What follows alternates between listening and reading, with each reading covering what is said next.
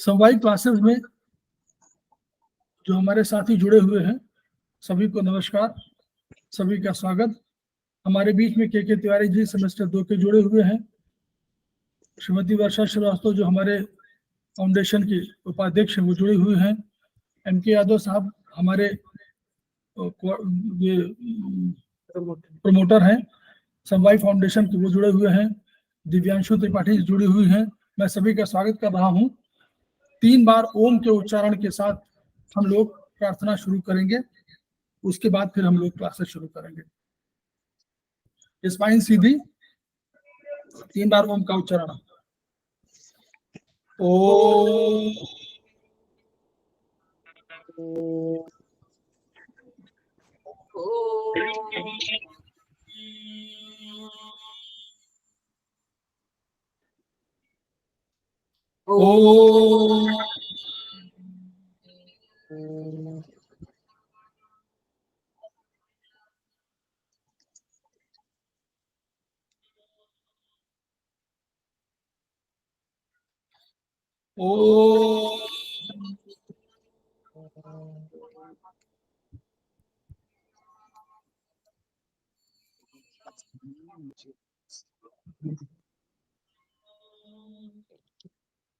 वह शक्ति हमें दो दयानिधे, कर्तव्य मार्ग पर डट जाए, पर सेवा पर उपकार में हम निज जीवन सफल बना जाए।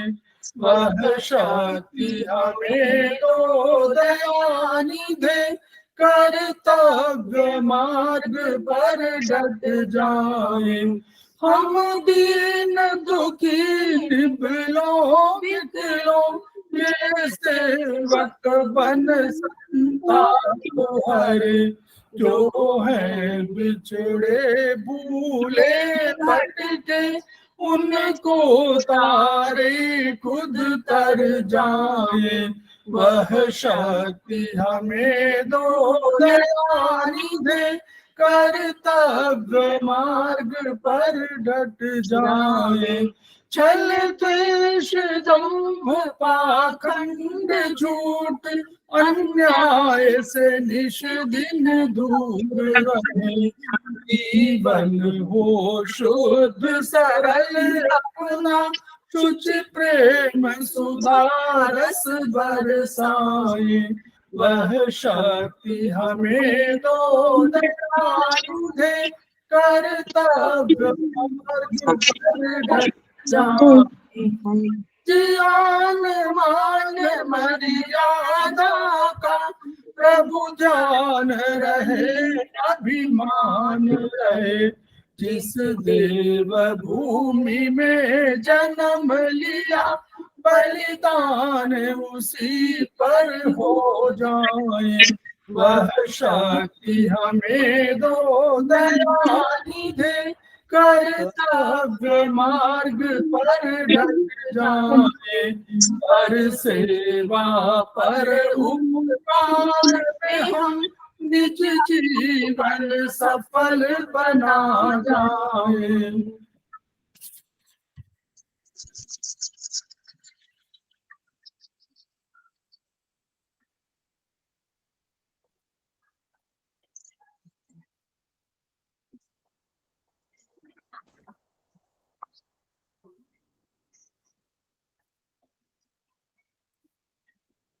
समवायिक क्लासेस में आप सभी का स्वागत है। हम लोग एक्यूप्रेशर शोध प्रशिक्षण उपचार संस्थान प्रयागराज से संबद्ध हैं और हम लोग समवायी फाउंडेशन हमारी जो संस्था है उसमें समवायी एक्यूप्रेशर के नाम से एक्यूप्रेशर का उपचार भी करते हैं और शिक्षा और दीक्षा की व्यवस्था करते हैं।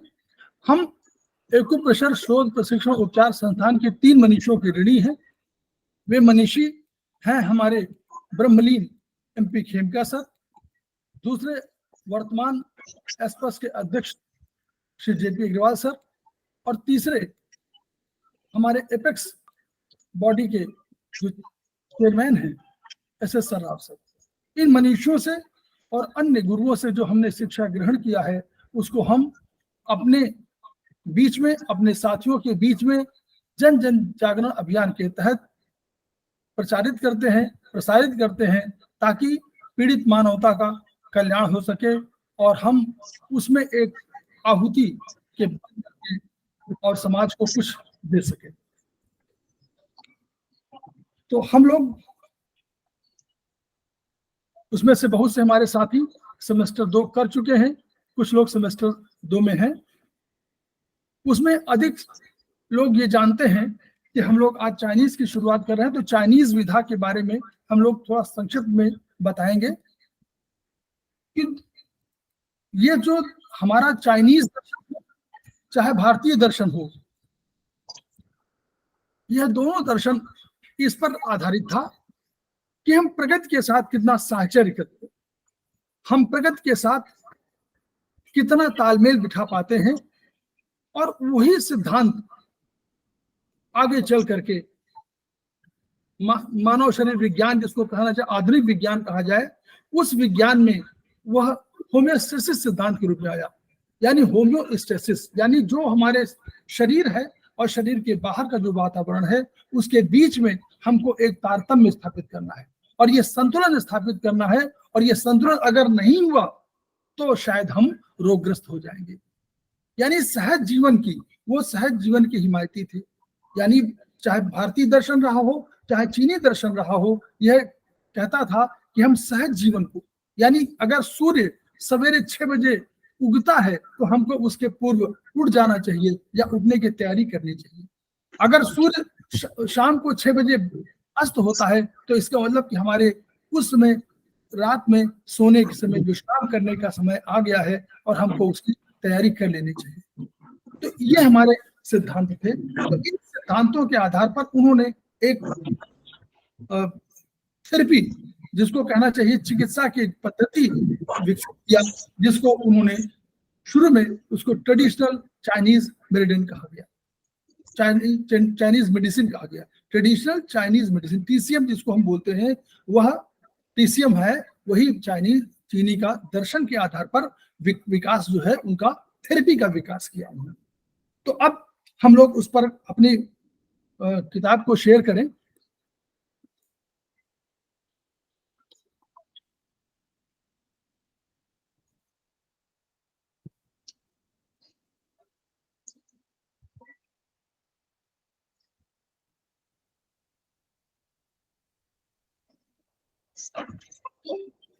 अब हम लोग सर कौन से बुक से पढ़ाएंगे?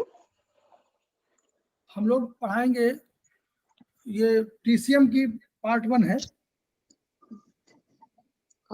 सेमेस्टर 1 की, सेमेस्टर 1 की, सेमेस्टर 1 की जो पार्ट 1 की किताब है उसी से हम लोग शुरू करेंगे, ताकि जो है थोड़ा सा समझ में आए, रिपीटेशन हो जाए। तो जो एक्यूपंक्चर की विधा, प्रारंभ में एक्यूपंक्चर की विधा थी, तो ये एक्यूपंक्चर की विधा थी क्या?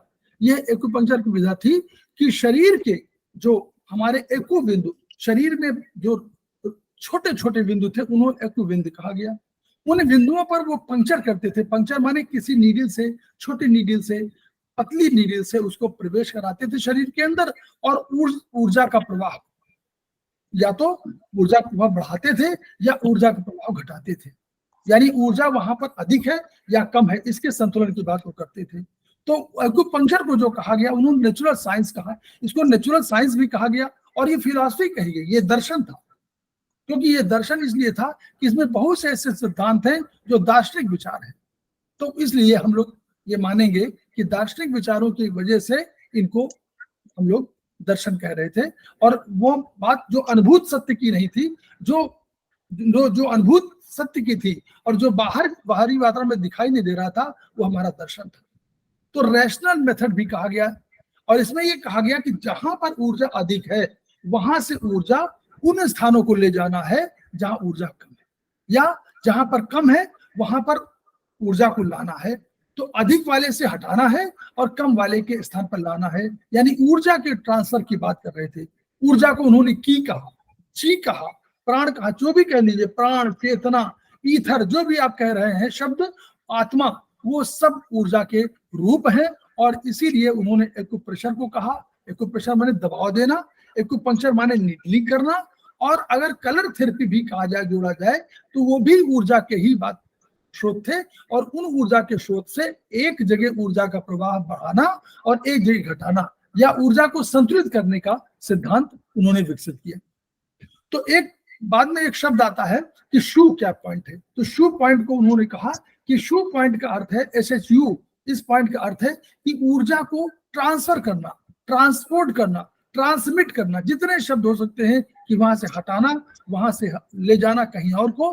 तो ये और बायो एनर्जी, वही एनर्जी जो हमारी मूलभूत तत्व है ऊर्जा का, उसको ट्रांसफर करना है। और ऊर्जा दो रूपों में शरीर में रही, तीन रूपों में रही, रक्त के रूप में रही, या तरल के रूप में रही, या ऊर्जा के रूप में रही। तो तीनों रूपों का ऊर्जा को, उन रूपों को एक दूसरे से, एक जगह से दूसरे स्थान को ले जाने को शू उन्होंने कहा। अब इस वाले में हम लोग मानते हैं कि हम लोगों ने कहा था कि शुरू में आप लोगों को परिचित होंगे कि हम लोग कह रहे थे कि चाइनीज TCM में उन्होंने 3-4 अंकों का बहुत महत्व रखा गया। जैसे 4 डायग्नोसिस का सिद्धांत दिया कि डायग्नोसिस अगर करना है तो कैसे करेंगे। तो हम लोगों ने चूंकि देखा था कि हमारी 5 ज्ञानेंद्रियां हैं, तो उन ज्ञानेंद्रियों के आधार पर ही उन्होंने 4 डायग्नोसिस का सिद्धांत रखा। यानी अगर आप टच करेंगे तो महसूस करने के हो गया, अगर आप आंख से देखेंगे यानी देखने से हो गया, तो आंख की ज्ञानेंद्रियां जो हुई, आंख वाली हुई। अगर आप कानों का और नाक का इस्तेमाल करेंगे तो सुनकर हो जाएगा। उसी तरह अगर आपने कहा कि हम पूछ करके, अगर अपने टंग का इस्तेमाल करेंगे तो पूछ करके, ये 4 इस प्रकार उन्होंने 5 ज्ञानेंद्रियों के आधार पर 4 डायग्नोसिस का सिद्धांत रखा। फिर इसमें पंच तत्व सिद्धांत हुआ, यानी 4 अंक हो गया, फिर 5वां अंक हो गया, पंच तत्व सिद्धांत हुआ।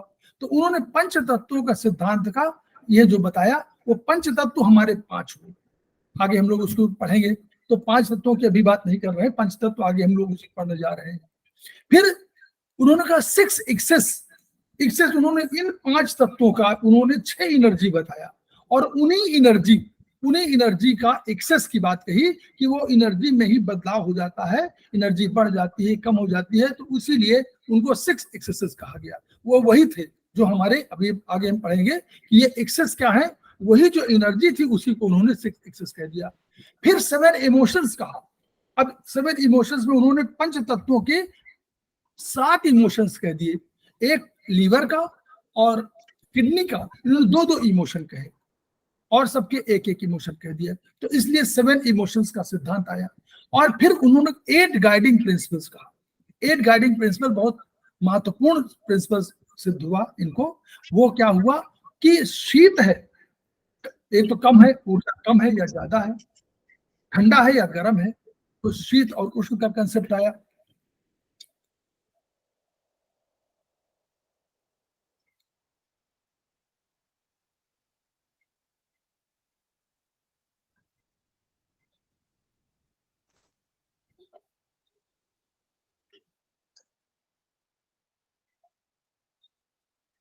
जय मैडम। अच्छा, तो शीत और उष्ण का सिद्धांत आया। और उन्होंने कहा कि एक आया था सिद्धांत उनका कि ये जो ऊर्जा है वो बाहर प्रभावित हुई है कम ज्यादा, या अंदर प्रभावित हुई है। और एक बहुत सब महत्वपूर्ण सिद्धांत उनका आया था इन यांग का सिद्धांत। तो इन यांग का सिद्धांत हम लोग, क्योंकि बहुत विस्तृत सिद्धांत था, वो संक्षिप्त में बता रहा हूं केवल। उन्होंने कहा कि मेरेडियन सिद्धांत और एक उनका इन यांग सिद्धांत बहुत पॉपुलर सिद्धांत हुआ। तो उन्होंने कहा कि प्रकृति ने 2 रूपों में अपने को अभिव्यक्त किया है। प्रकृति ने अपने 2 रूपों में प्रकट किया, एक शक्ति इन की शक्ति है और एक यांग की शक्ति है। तो इनकी शक्ति क्या थी? इनकी शक्ति नीचे की ओर चली गई और उसने पृथ्वी का निर्माण किया। यांग की शक्ति विरल होने के कारण ऊपर की ओर चली गई और उसने यांग शक्ति का निर्माण किया, आकाश का निर्माण किया। आकाश, और उसको स्वर्ग की कहा। और इन स्वर्ग और धरती के बीच में मनुष्य का जीवन संभव हो पाया। यह उनके सिद्धांत का था। लेकिन उन्होंने कहा कि इन और यांग के सिद्धांत के आधार पर भी, इन और यांग के सिद्धांत पर भी उन्होंने कहा कि एक दूसरे के पूरक है, यानी एक के बिना दूसरा नहीं रह सकता है, और ये साइक्लिक चेंज है। इन के बाद यांग आएगा, यांग के बाद इन आएगा। तो जहां बहुत अधिक घनत्व की बात हो वहां इन है, और जहां बहुत विरलता की बात हो वह यांग है। तो यांग प्रसरणशील था, चमकीला था, प्रकाशमान था, उसको यांग कहा। और जो ठंडी थी और ठोस थी, संघनित थी, उसे उन्होंने इन कहा। तो ठोस थी और आकाश विरल था, इसलिए आकाश की उन्होंने बात कही। जैसे गर्मी, अगर गर्मी में आप फायर की बात करें तो फायर की ऊर्जा ऊपर की ओर जाती है तो फायर यांग है, और अगर जल की बात करें तो जल नीचे की ओर जाता है तो वो जल इस रूप में इन हो जाएगा। इसी तरह अगर हम सूर्य की तुलना में पृथ्वी की तुलना करें, यानी इन और यांग को समझने के लिए कोई एक कंडीशन लिखनी पड़ेगी, दो चीजों के बीच बताना पड़ेगा कि लंबाई के हिसाब से, चौड़ाई के हिसाब से, मोटाई के हिसाब से, या कोई और पैरामीटर। तो उन पैरामीटर्स के आधार पर हम लोग यांग और इन कह पाएंगे। अन्यथा कोई इन है तो चूंकि साइक्लिक चेंज है इसलिए वो इन है तो यांग भी हो जाएगा, और यांग है तो इन भी हो जाएगा। जैसे दिन और रात, फिर रात के बाद फिर दिन आ जाएगी, दिन के बाद फिर रात आ जाएगा। तो इसी तरह इन और यांग के सिद्धांत को उन्होंने अपने को स्पष्ट किया। इन्हीं के आधार पर हम लोग चिकित्सा की व्यवस्था आगे जब सेमेस्टर 2 में हम लोग पढ़ेंगे तो सेमेस्टर 2 में इस यांग और इनके कैसे उसको हम लोग ऊर्जा के रूप में, कैसे चिकित्सा में उसको यूज करते हैं, ये हमारे समझ में आएगा। तो सहज जीवन की बात हम लोगों ने कहा कि सहज जीवन की बात उन्होंने कही। अब हम लोग आते हैं, ये देखिए एक कंसेप्ट हुआ ऑर्थोपैथी, सहज जीवन, और हेट्रोपैथी उन्होंने चाइनीज ने कंसेप्ट में कहा कि ये अब असहज जीवन और सहज जीवन का ये कि अगर हम दिन रात में सोना है और रात में जगते हैं तो ये असहज जीवन है, और दिन में हमको जगना है, दिन में हम सोते हैं तो ये असहज जीवन है। सहज जीवन है उसी तरह जब प्रगति के साथ, जैसे प्रगति सोती है, जागती है, अपना काम करती, वैसे ही हमको उनके साथ तादात्म्य करना है। फिर एक सिद्धांत आया, मेरिडियन सिद्धांत। उन्होंने कहा कि ब्रह्मांड से ऊर्जा, ब्रह्मांड में ऊर्जा है, और ब्रह्मांड से ऊर्जा हमको आती है, और ब्रह्मांड में ऊर्जा जो आई वो हमारे शरीर में, बाहरी तत्वों में, एक बाहरी शरीर में आ गई।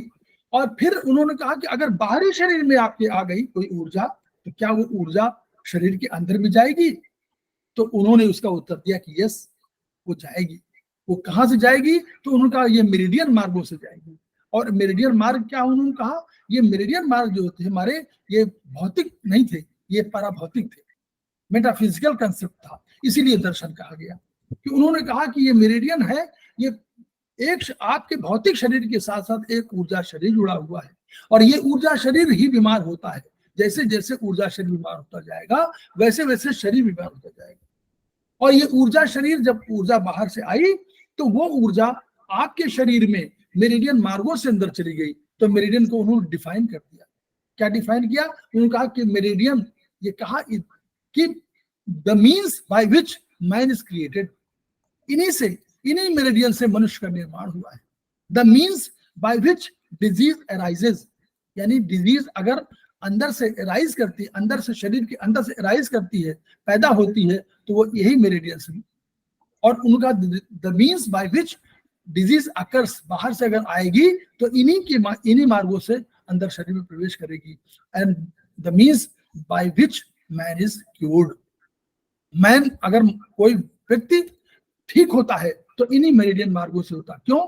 अगर शरीर में कोई, अगर घर में आप समझ लें कि आपके दरवाजे हैं, तो दरवाजे कोई अतिथि आया तो उसी दरवाजे से उसको बाहर जाना पड़ेगा। इसलिए कोई रोग जो इन मेरिडियंस के अंदर से आपके अंदर आया हुआ है वह उन्हीं मार्गों से, उन्हीं रास्ते से, उसी दरवाजे से उसको बाहर जाना पड़ेगा।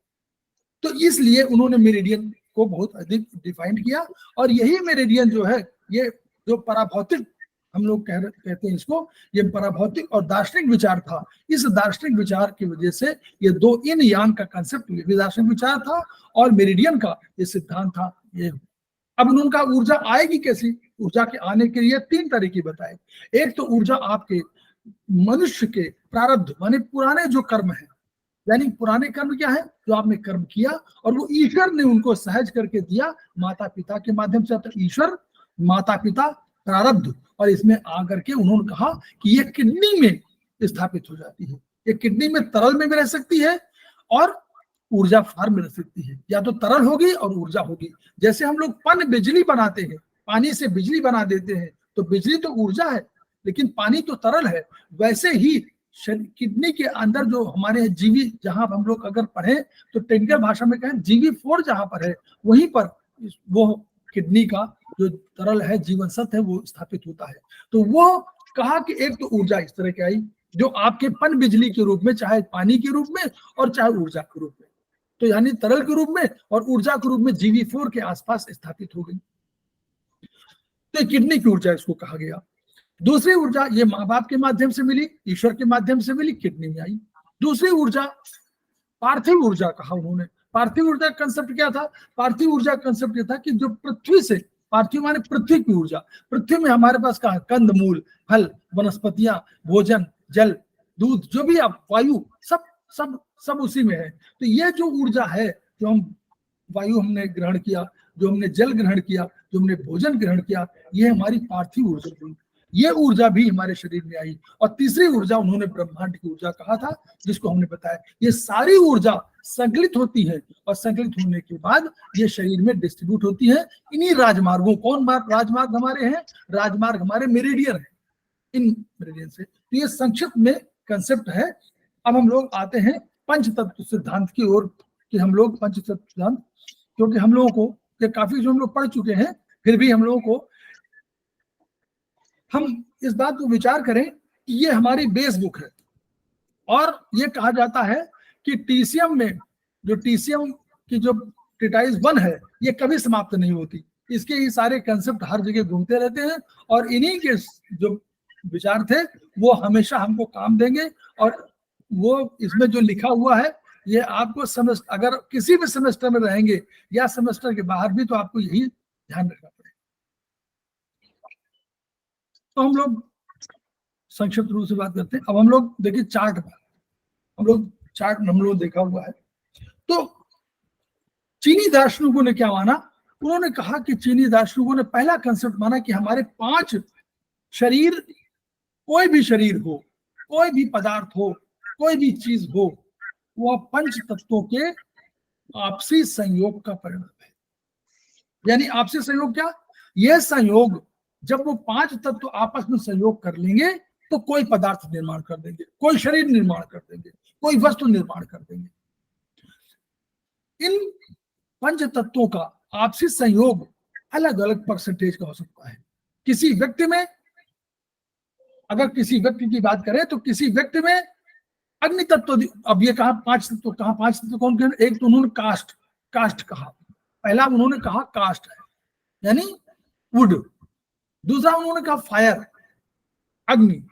तीसरा उन्होंने कहा पृथ्वी, अर्थ। चौथा उन्होंने कहा मेटल, और पांचवा उन्होंने कहा जल। इन्हीं का कहा, उनका विचार था कि इन्हीं से हमारे शरीर का निर्माण हुआ है। ये अवश्य कहा कि ठीक है, इन तत्वों का सम्मिलन है, लेकिन ये तत्व अगर भौतिक उसमें कहा जाए तो किसी में अग्नि तत्व अधिक है, किसी में जल तत्व अधिक होगा, किसी में मेटल तत्व होगा, किसी में वुड तत्व अधिक होगा, लेकिन है इसी में। तो इन सबको अलग अलग, इसीलिए आपको हमेशा कोई वस्तु, कोई पदार्थ, कोई व्यक्ति, कोई स्त्री, कोई नारी, कोई पुरुष, सब में अलग अलग तत्व, अलग अलग विद्यमान मात्रा मिलती है और सबके अलग अलग परसेंटेज मिलते हैं। तो उन्होंने कहा कि ठीक है, शरीर इनसे बना हुआ है, तो हम इनके बीच में क्या कोई रिलेशन है, कोई संबंध है, अंतर संबंध इसको कहा गया। तो उन्होंने कहा यस, इनके बीच में भी अंतर संबंध है। उन्होंने क्या, कैसे? उन्होंने कहा कि एक दूसरे को सर्जक है, यानी क्रिएशन करते हैं, क्रिएट मतलब करते हैं। कैसे क्रिएट करते हैं? तो उन्होंने उदाहरण दिया कि जैसे जंगल में आप जाएंगे तो वुड जो होता है, जो लकड़ी होती है या जो वृक्ष होता है, इन वृक्षों के आपसी घर्षण से अग्नि पैदा होती है। वो कोई उन्हें जलाता नहीं है, इसीलिए जंगल में आग बहुतायत लगती है, बहुत भीषण लगती है, उनको कोई जलाने नहीं आता है, न कोई आग लगाता है, लेकिन आग लगाए बिना भी उनमें आपसी घर्षण के माध्यम से ये अग्नि पैदा होती है। तो उन्होंने कहा कि अगर वुड से अग्नि पैदा हो रही है तो इसका मतलब अग्नि क्या हुई, अग्नि जो है वो उसका संतान हो गई, और वुड जो है उसका पिता या माता पिता के रूप में हो गए, पेरेंट्स के रूप में हो गए।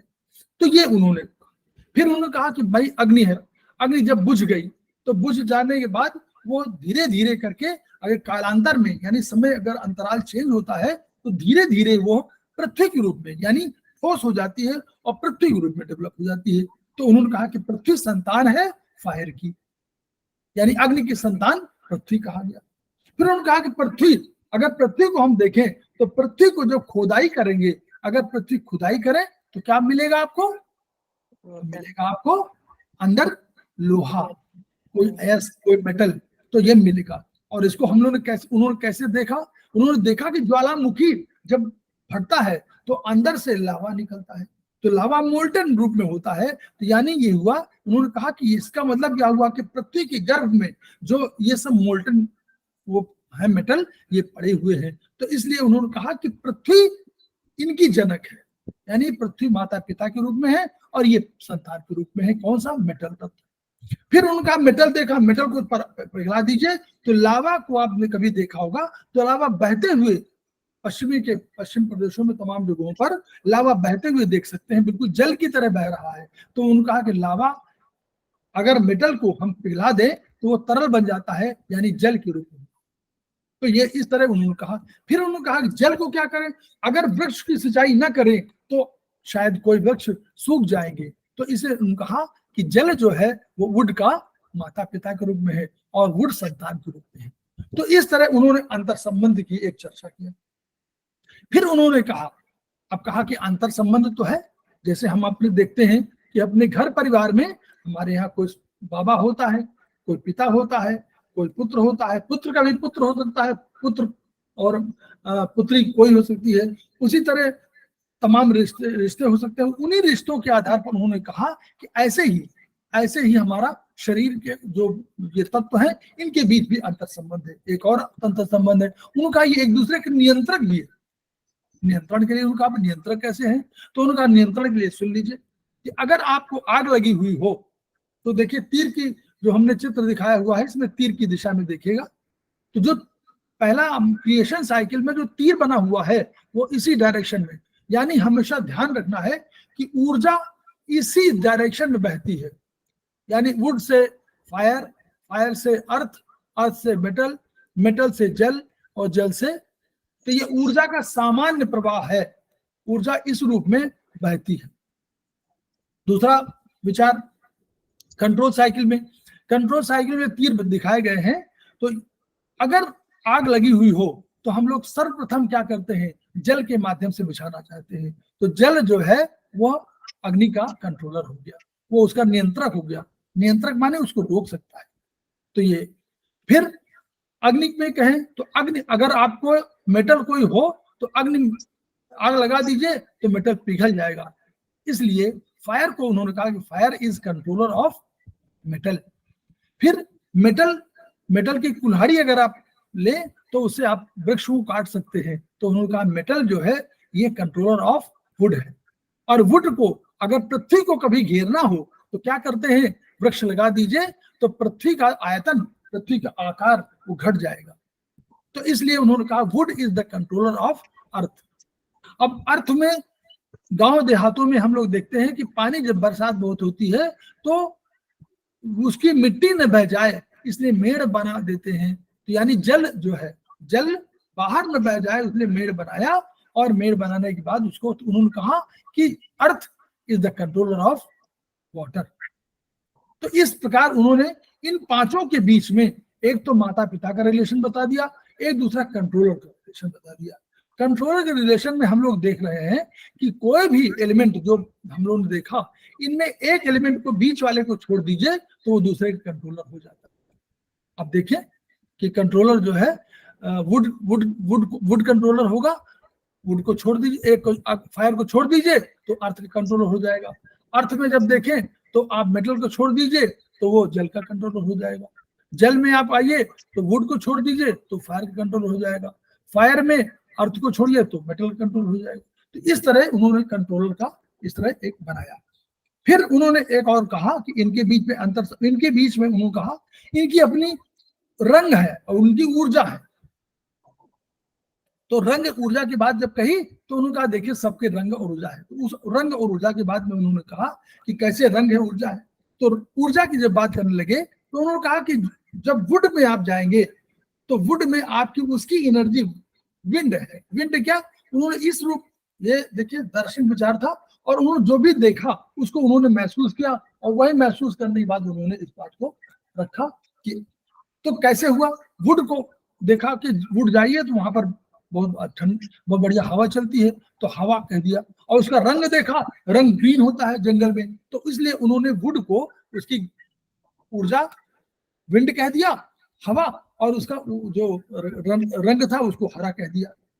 अब अग्नि में देखें तो अग्नि में उन्होंने दो ऊर्जाओं का कंसेप्ट लिया।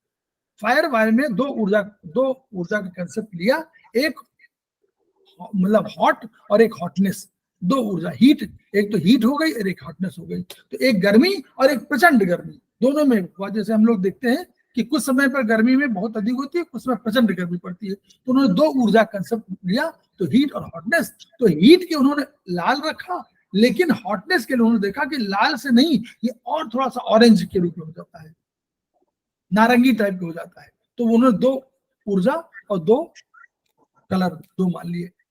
पृथ्वी में उन्होंने माना कि पृथ्वी में क्या हुआ, पृथ्वी में उन्होंने माना कि पृथ्वी का रंग जो है हल्का सा येलोइश है। क्यों, आप ये उधर देखते हैं कि हम लोग पिरोड मिट्टी के रूप में देखें या मुल्तानी मिट्टी के रूप में देखें तो शायद उसका हल्का येलोइश होता है। तो अर्थ का उन्होंने माना, और अर्थ में एक और विशेषता हुई। तो रंग जब माना उन्होंने कि येलो कलर हो गया, और उन्होंने कहा कि अर्थ में ही देखिए ह्यूमिडिटी कंसेप्ट, हम जैसे इस समय आपके बारिश हो चुकी है तो ह्यूमिडिटी बढ़ जाती है शरीर में, तो ये ह्यूमिडिटी जो बढ़ी हुई है ये अर्थ की विशेषता है। तो उन्होंने अर्थ को ह्यूमिडिटी से जोड़ दिया। फिर जब मेटल की बात आई तो मेटल माने क्या हुआ, जो भारी है उसमें जल की कमी है तभी भारी है। हमेशा समझ लीजिए, अगर जल नहीं है तो भारी होगा, जल है तो कम भारी होगा। तो मेटल में भारीपन इसलिए है क्योंकि उसमें जल है ही नहीं, तो सूखा हुआ है। तो शुष्कता उसकी एनर्जी मान लिया, और उसका जो रंग मान लिया वो ब्राउनिश माना, ब्राउनिश या व्हाइटिश, व्हाइट या ब्राउन मान लिया। फिर जब जल की बात आई तो जल में देखिए समुद्र का जल नीला है, लेकिन तो नीला रंग मान लिया। और उसके साथ उन्होंने क्या माना कि अगर किसी पोखर में बहुत रुका हुआ जल है तो उसका रंग काला हो जाता है, तो काला रंग और नीला रंग ये मान लिया। और जो उसकी ऊर्जा मान ली वो शीतल जल की शीतलता उसका ऊर्जा मान लिया। तो इन ऊर्जाओं के आधार पर कहा ये सारी ऊर्जा, ये सारे रंग कहां से, सूर्य से लिए गए हैं। तो इस आधार पर उन्होंने इसको डेवलप किया। अब डेवलपमेंट ये था कि अब इनमें ऑर्गन्स को कैसे हम लोग करें। तो ऑर्गन्स के रखने की बात भी आई, तो उन्होंने ऑर्गन्स की बात किया कि भाई ऑर्गन्स रखें। तो ऑर्गन्स रखने में उन्होंने कहा कि देखिए लीवर और गॉलब्लैडर, आप देखिए कि सबसे पहले तो लीवर का काम क्या है, लीवर का काम बाइल जूस का निकालना है, बाइल जूस वो निकालती है और गॉलब्लैडर उसको संग्रहित करता है। वो लीवर से पैदा होता है और गॉलब्लैडर में जाकर के रुक जाता है, वहां पर संग्रहित होता है। और जैसे हम लोग रसोई में और कोई उसके बगल में रख दें एक कमरा जिसमें स्टोर रूम कहते हैं, तो स्टोर गॉलब्लैडर स्टोर रूम है, लेकिन वहां कंसंट्रेशन भी होता रहता है गॉलब्लैडर में। तो इसलिए लीवर और गॉलब्लैडर को एक साथ रखा और इसको वुड के साथ जोड़ा। हार्ट और स्मॉल इंटेस्टाइन का काम एक तरह का था। कैसे, हार्ट का काम क्या था, हार्ट का काम जो है, जो स्मॉल इंटेस्टाइन काम पहले ही हुआ, जब हम भोजन लेते हैं तो भोजन लेने के बाद जितने पोषक तत्व होते हैं वो हमारे शरीर के अंदर स्मॉल इंटेस्टाइन उसको सोखता है, शोषित करता है, तो उसको वो काम करता है। तो उसमें विटामिन मिनरल्स जितने होते हैं सबको सोख लेता है, और सोखने के बाद इनको जाता है तो ये जल, वो जो कैपिलरी होती है, ब्लड कैपिलरी, वहां पर ये स्टोर हो जाते हैं, वहां पर सारे तत्व मिलते हैं और वहां से रक्त बन जाता है। तो स्मॉल इंटेस्टाइन का मेन रोल क्या है, पोषक तत्वों का सृजन, और सृजन के साथ साथ ब्लड का निर्माण। तो ये इन्हीं तत्वों से ब्लड का निर्माण हो गया। अब ब्लड का निर्माण हो गया तो ब्लड जो है हमारा क्या प्रोडक्ट है, प्रोडक्ट है। अब इस प्रोडक्ट को सब जगह पहुंचाना है। जैसे मान लीजिए हम लोग कोई बनियान की फैक्ट्री लगाएं तो बनियान हमको चाहिए, बनियान का प्रोडक्शन, तो प्रोडक्शन के लिए हमारा कौन हुआ, डाइजेस्टिव सिस्टम हमारा प्रोडक्शन सिस्टम है। उसने प्रोडक्शन किया, प्रोडक्ट बना, बनियान बन गई। तो बनियान बन गई तो बनियान को जो कंज्यूमर है, जो ग्राहक है, उनके पास भेजना पड़ेगा। तो उनको भेजने के लिए कोई ट्रांसपोर्टर चाहिए, रिक्शा चाहिए, भाड़ा वो चाहिए। तो इन रिक्शा और ट्रांसपोर्ट ट्रक, इन सब की जो व्यवस्था है वो हमारी हार्ट करता है। हार्ट को कहा गया कि भैया इन सब चीजों को सेल तक पहुंचाना है। तो उसने क्या किया, सेल तक पहुंचाने का काम किया। सेल को पहुंचाने का काम किया उसने, गया, ऑक्सीजन है इसमें, ऑक्सीजन है और पोषक तत्व है, इनको ले गया और उसने कहा भैया आप लीजिए, सेल को पहुंचा दिया। सेल से कहा कि आपके पास जो खराब मटेरियल है या अवशेष पदार्थ है वो हमको दे दीजिए। तो उसने कार्बन डाइऑक्साइड दे दिया और जो शेष पदार्थ है वो वाले जैसे हमारे यहाँ कूड़ा करकट है तो वो उन्होंने दे दिया। तो हार्ट उसको लेके फिर चलाया। तो ये हार्ट का स्मॉल इंटेस्टाइन का दोनों का फंक्शन एक तरह का है, इसलिए इनको रखा गया फायर में। स्प्लीन और पैंक्रियाज और ये स्टमक, तो स्प्लीन पैंक्रियाज स्टमक के डाइजेस्टिव सिस्टम के अंग थे। और हम लोग आगे चाइनीज पढ़ेंगे कि ऊर्जा का जो पहले भोजन लेते हैं हम लोग स्टमक में जाता है और ये स्टमक में जाता है और स्टमक में जाता है और स्टमक में जाने के बाद स्टमक और स्प्लीन और पैंक्रियाज मिल करके उसको क्या बनाते हैं, ऊर्जा बनाते हैं। और ये ऊर्जा फॉर्म जो हम लोग कह रहे हैं था पार्थिव ऊर्जा, ये पृथ्वी तत्व के साथ जोड़ दिया और ये पार्थिव ऊर्जा का निर्माण स्प्लीन, पैंक्रियाज और स्टमक ग्रुप करता है। तो इसलिए उनको एक साथ रख दिया गया। इन ऑर्गन में हम लोग ये माना गया कि जो लगातार काम करते हैं वो इन ऑर्गन है और जो कभी कभी काम करते हैं यांग ऑर्गन है। हम लोग इस पर कंफ्यूज ना करें कि कौन हस्बैंड है कौन वाइफ है।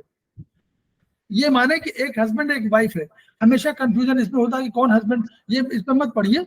इन ऑर्गन और यांग ऑर्गन के बीच में पति पत्नी का संबंध है, लेकिन कौन पत्नी कौन पति है इसके चक्कर मत पड़िए बस, यानी पेरेंट्स की भूमिका में हो। तो स्प्लीन और पैंक्रियाज इन ऑर्गन है क्योंकि वो निरंतर काम करते हैं, और यांग ऑर्गन वो है जो कम काम करते हैं, लगातार आवश्यकता पड़ने पे काम करते हैं, यांग ऑर्गन है। अब लंग्स और लार्ज इंटेस्टाइन का काम क्या था, लंग्स क्या करता था, ऊर्जा ग्रहण करता था। कहां से, बाहर से लिया उसने, आकाश से क्या लिया, कार्बन डाइऑक्साइड गैस, सारी गैसेस उसके पास गई और वो जाकर के उसने ऑक्सीजन को अपने यहां रखा। और ऑक्सीजन की जरूरत आपको माइटोकॉन्ड्रिया में पड़ती है, ऑक्सीजन की आवश्यकता माइटोकॉन्ड्रिया में होती है, क्योंकि माइटोकॉन्ड्रिया को आपको ऊर्जा बनाना होता है। तो वो क्या करता है, जो भोजन आपने लिया, जो ग्लूकोज लिया, जो जल आपने लिया, उन सब से, और वायु मतलब वायु से ऑक्सीजन लिया, इनकी मदद से वो ऊर्जा बनाता है। और ऊर्जा बनाने के बाद क्या करता है, ऊर्जा बनाता है और वो आपको एटीपी, देखिए एक नोट कर लीजिए कहीं, एटीपी अणुओं के रूप में सुरक्षित रखता है। जैसे हमारे यहाँ सिक्का या रुपया हमारी करेंसी है, वैसे ही शरीर की करेंसी के रूप में एटीपी अणु है, ऊर्जा इन्हीं में संग्रहित होती है, अणुओं के रूप में संग्रहित होती है, यानी इन्हीं रूप में रहती है। वहां पर ऊर्जा एटीपी अणुओं के रूप में सुरक्षित रहती है और ये बनाता है माइटोकॉन्ड्रिया। लेकिन वो एटीपी अणुओं के साथ ऊर्जा बनाता है, ऊर्जा के साथ साथ जल बनाता है, जल के साथ साथ कार्बन डाइऑक्साइड बनाता है। यही कार्बन डाइऑक्साइड को निकालने का काम भी हमको करना पड़ता है, शरीर करता है, वही लंग्स करता है।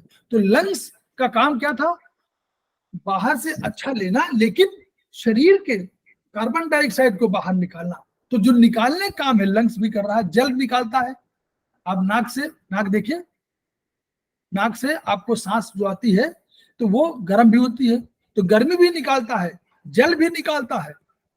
कोई सुगंध होगी वो भी निकाल देगा, जैसे आप कोई जो शराब पी रहते हैं उनके नाक से दुर्गंध आती है तो वो नाक से निकालता है। तो ये जो उस तरह का ऊर्जा के फॉर्म में है वो उस सुगंध को निकाल भी देता है, और उसके साथ साथ सबसे अधिक मुख्य कार्य जो है वो कार्बन डाइऑक्साइड को निकालता है। अगर कार्बन डाइऑक्साइड न निकले तो शरीर का तापमान इतना बढ़ जाएगा कि शरीर जल जाएगा। इसलिए कार्बन डाइऑक्साइड को निकालना आवश्यक है। ये क्यों? ये बहुत बड़ा टॉक्सिन के रूप में है, ये अमोनिया को बना देगा, अमोनिया आपको जला देगी, इसीलिए उसको किडनी बनाती है। ये सारे काम लीवर, किडनी सब वही काम करते हैं। तो लंग्स और लार्ज इंटेस्टाइन काम क्या है कि जो भी आपने स्मॉल इंटेस्टाइन ने निकाल लिया, अच्छा पदार्थ निकाल लिया, तो उसको जो अवशिष्ट पदार्थ था, जो वेस्टेज था, उसको कहा लार्ज इंटेस्टाइन को दे दिया। लेकिन लार्ज इंटेस्टाइन रुका नहीं, एलआई रुका नहीं। एलआई ने क्या किया, उसने और उसमें से जल सोख लिया, कहा कि भाई ये भी तो आवश्यक है, तो जल सोख लिया, और जल के बाद जो बात बचा उसको उसने बाहर निकाल दिया। तो दोनों लंग्स और एलआई का काम एक तरह का है, इनको मेटल की श्रेणी में रखा गया। फिर किडनी और यूरिनरी ब्लैडर। किडनी रक्त को, जब रक्त बन गया तो रक्त में बहुत से टॉक्सिन हो सकते हैं, जैसे हमने बताया कि उसमें अमोनिया हो सकती है उसमें। तो ये सब अमोनिया वगैरह को लीवर ने ठीक किया, और लीवर ने उसको अलग अलग उसे एसिड बना दिया, कहीं बना दिया। क्यों? जल के रूप में जो घुलनशील है वही किडनी के माध्यम से जा सकता है, तो इसलिए जल में घुलनशील बना दिया, उसको किडनी में निकाला। और किडनी ने क्या किया, किडनी ने आया और एक छनाई जैसे छन्नी होती है चाय जैसे, तो हम क्या करते हैं, चाय बनाते हैं ना, तो चाय में हम जो तरल है उसको छान लेते हैं, शुद्ध रूप में ही होता है, और जो ऊपर बचता है वो अवशिष्ट फेंक देते हैं। वो क्या करती है, वो भी यही करती है किडनी। जो अवशिष्ट पदार्थ है वो अवशिष्ट पदार्थ को निकालती है बाहर, और जो मुख्य वाला होता है उसको रोक लेती है। फिर किडनी उसमें से और भी आपके पास जो जल है या कोई पदार्थ है उसको रोक लेती है, और सोडियम वगैरह को रोक लेती है, और जो अवशिष्ट बचता है उसको यूरिनरी ब्लैडर को भेज देती है, उसको यूरिन हम लोग कहते हैं। तो यूरिन के रूप में यूरिनरी ब्लैडर इकट्ठा करता है, और जब उसका एक आयतन 400 ml के आसपास हो जाता है तो वो उसको बाहर निकाल देता है। तो इस तरह उन्होंने इन ऑर्गन्स में और यंग ऑर्गन्स के बीच में सारे इन तरह के 6 ऑर्गन्स को उन्होंने डिस्ट्रीब्यूट कर दिए। हम लोगों ने एक बात कहा था कि एक कंसेप्ट यहाँ पर आया था कि जो ये 6 ऊर्जाएं थी, इसमें एक देखिए हार्ट और स्मॉल इंटेस्टाइन के साथ साथ एक पेरिकार्डियम और ट्रिपल वार्मर है। ये दिस ट्रिपल वार्मर, पेरिकार्डियम तो एक कंसेप्ट है, ट्रिपल पेरिकार्डियम तो एक कंसेप्ट वो है, एक कवरिंग हार्ट की, तो ये तो एक अंग माना जा सकता है, लेकिन triple warmer is a concept. उन्होंने कहा कि शरीर में 3 तरह के, जो 3 ऊष्मा, शरीर के ऊष्मा को बैलेंस करने के लिए 3 तरह के वार्मर माने गर्म करने वाला कोई अंगीठी, वो 3 माने, एक ऊपर के शरीर के भाग के लिए, एक मध्य भाग के लिए, एक नीचे के भाग के लिए। तीनों के बीच में संतुलन स्थापित करने के लिए ट्रिपल वार्मर का कंसेप्ट माना, और उसकी एनर्जी हॉटनेस मानी। तो इस तरह उन्होंने अपने सिद्धांत में, हम लोग शॉर्ट में इसलिए बता रहे हैं, बहुत अधिक आवश्यकता नहीं है क्योंकि हम लोग पढ़े हुआ है, लेकिन फिर भी हम लोग आगे बढ़ना है। अब ये सब साइकिल उसके आ गई। ऑर्गन बैलेंसिंग सोर्स पॉइंट हम लोगों ने पेज नंबर 10 है, बहुत इंपॉर्टेंट, इसको पढ़ रहिए, कभी कभी यूज करिए इसको। अब उन्होंने कहा डिजीज के 3 तरीके बताए, एक बीमारी बताई, वो हम लोग इस पर हमेशा आगे चल के सेमेस्टर 2 में बात करेंगे बहुत बढ़िया से, कि एक्यूट, जो एक्यूट माने तुरंत आई, अभी आई, वो हाइपर है, यानी उसमें ऊर्जा बढ़ी हुई है। तो हाइपर माने ऊर्जा बढ़ी है तो एक्यूट होगी। नई जो उग्र बीमारी होगी वो आएगी, और ब्रह्मांड की ऊर्जा आएगी, और वो हमारे बीच में तालमेल नहीं होगा तो नई बीमारी कहलाएगी और उग्र बीमारी कहलाएगी। इसमें हमेशा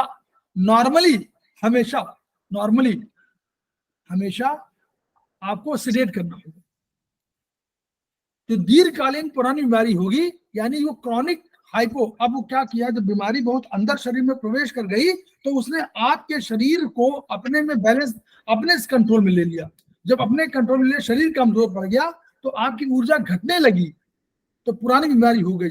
तो उस समय क्या होगा, उसमें ऊर्जा घटी है तो उसमें ऊर्जा को टोन करना है, और इसको कहा गया हाइपो कंडीशन।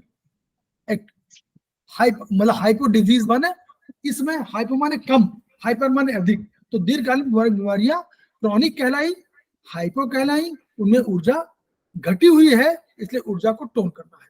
और एक मध्यकालीन रोग हुआ सब एक्यूट डिजीज। कभी कभी किसी ऑर्गन में ऊर्जा तो है लेकिन दूसरे ऑर्गन में ऊर्जा कम ज्यादा है, तो इस आधार पर हम लोगों को धीरे धीरे अब आगे चिकित्सा करना पड़ेगा। तो इसी के आधार पर देखिए मेरिडियन में फिर हम एक पॉइंट और बता दें आपको, फिर आप लोग पढ़िएगा। हम लोगों ने कहा था कि पंच तत्वों के आपसी संयोग का परिणाम प्रत्येक वस्तु है, ब्रह्मांड की प्रत्येक वस्तु। तो हमारी मेरिडियन भी तो ब्रह्मांड की वस्तु है। तो मेरिडियन में भी वो 5 पॉइंट हमारे इन सब के 5 पॉइंट निहित है। और उन जैसे हमारे देखें कि हमारे भारतवर्ष का कोई ऑफिस अमेरिका में हो तो हम कहते हैं कि हमारी एम्बेसी अमेरिका में है। तो जो एम्बेसी का क्षेत्र है वो अमेरिका का क्षेत्र नहीं कहलाता है, उस एरिया में भारतवर्ष का कानून चलता है, यानी जो वहां किसी को अरेस्ट नहीं कर सकते बिना भारत सरकार को बताए हुए। तो इसलिए ये माना जाता है कि ऐसे ही जो मेरिडियन मार्ग में 5 बिंदु होंगे वो उस हर एलिमेंट के होंगे, तो यानी एक तो उसी एलिमेंट का होगा लेकिन शेष 4 होंगे वो दूसरे एलिमेंट के होंगे। इसलिए हमेशा ये ध्यान रखा करिए कि एक पॉइंट जो है उसका होगा लेकिन 4 पॉइंट अलग होंगे। उनकी ऊर्जा को बैलेंस करना या उनकी ऊर्जा को टोन करना, उनकी ऊर्जा को रेट करना, इनके लिए उस मेटल उस एलिमेंट के रंग और उस एलिमेंट की ऊर्जा के आधार पर निर्णय लीजिए। तो इसी तरह हम लोगों ने कहा, अब देखिए पॉइंट ऑफ सिडेशन, सिडेशन का पॉइंट कौन कहा गया? उन्होंने कहा गया कि एक स्पेसिफिक सिडेशन पॉइंट कौन होगा? सन पॉइंट। किसी भी मेरिडियन में जो उसका सन पॉइंट होगा, जो पुत्र वाला पॉइंट होगा, वो क्या होगा? वो उसमें वो छीन लेगा ऊर्जा को। जैसे उस पॉइंट पर उपचार देंगे तो ऊर्जा सन ऑर्गन में, जैसे हमारे यहाँ क्या होता है, बिल्कुल व्यवहार से लीजिए, मदर से कोई लेना हो तो बेटा आके बैठेगा, मदर के बाद प्रेम से बोलेगा और 5 रुपए ले लेगा, 100 रुपए ले लेगा, 200 रुपए ले लेगा। तो वैसे ही अगर सन पॉइंट को आपने किसी भी ऑर्गन के सन पॉइंट को आपने टोन किया तो क्या होगा? सन पॉइंट में चला जाएगा, उस ऑर्गन में ऊर्जा कम हो जाएगी। ये इसका तथ्य है। ऐसे आप इसको यूज करके देखिए कि लंग्स में LU5 है, वाटर पॉइंट है, तो लंग्स का पॉइंट ऑफ सिडेशन क्यों होगा? LU5 क्या है? 11 10 9 8 5 5 जो है उसका सन पॉइंट है, 5वां जल का पॉइंट है। तो लंग्स का सन क्या है? किडनी। तो किडनी का पॉइंट वाटर पॉइंट है। तो LU5 पॉइंट ऑफ सिडेशन, अगर LU5 पे ट्रीटमेंट दे देंगे इसी लंग्स में LU5 पे, तो क्या होगा? लंग्स की ऊर्जा घट जाएगी और वो किडनी में चली जाएगी। ये इसका अर्थ है। ठीक, ये आगे इसको एक्सपेरिमेंट जब करेंगे तभी समझ में आएगा धीरे धीरे, लेकिन पढ़िए इसको, कंसेप्ट यही है। उसी तरह पॉइंट ऑफ टोनिफिकेशन क्या होता है? प्रत्येक ऑर्गन में मेरिडियन में एक स्पेसिफिक टोनिफिकेशन पॉइंट होगा। कौन सा है? Mother point. अगर मदर पॉइंट पर उपचार देंगे तो संबंधित मेरिडियन में ऊर्जा मेरिडियन से ट्रांसफर होकर चली जाती है। इसका मतलब हुआ कि अगर मदर पॉइंट को आप कर दें, मदर पॉइंट को आप ट्रीट करेंगे तो वो टोनिफिकेशन पॉइंट है। प्रत्येक लंग्स का मदर क्या है? लंग्स का मदर अर्थ है, लंग्स की मदर अर्थ है ना, तो अर्थ का पॉइंट LU9 है। तो अगर LU9 को आप ट्रीट करेंगे तो वो टोनिफिकेशन पॉइंट है। LU9 को टोन कर देंगे यानी क्या हुआ कि वो लंग्स की ऊर्जा बढ़ जाएगी। ये उसका अर्थ है कि मदर पॉइंट हमेशा टोन करता है और सन पॉइंट हमेशा सिडेट करता है उसी मेरिडियन में। तो इन आधारों पर हम लोग इलाज करते हैं। हम लोग का एक 5:19 वाला हो गया है, तो अब हम लोग बस 2 मिनट बाद हम लोग शुरू करते हैं नई अगला इसमें आयुर्वेदिक में हम लोग भरद्वाज में शुरू करते हैं।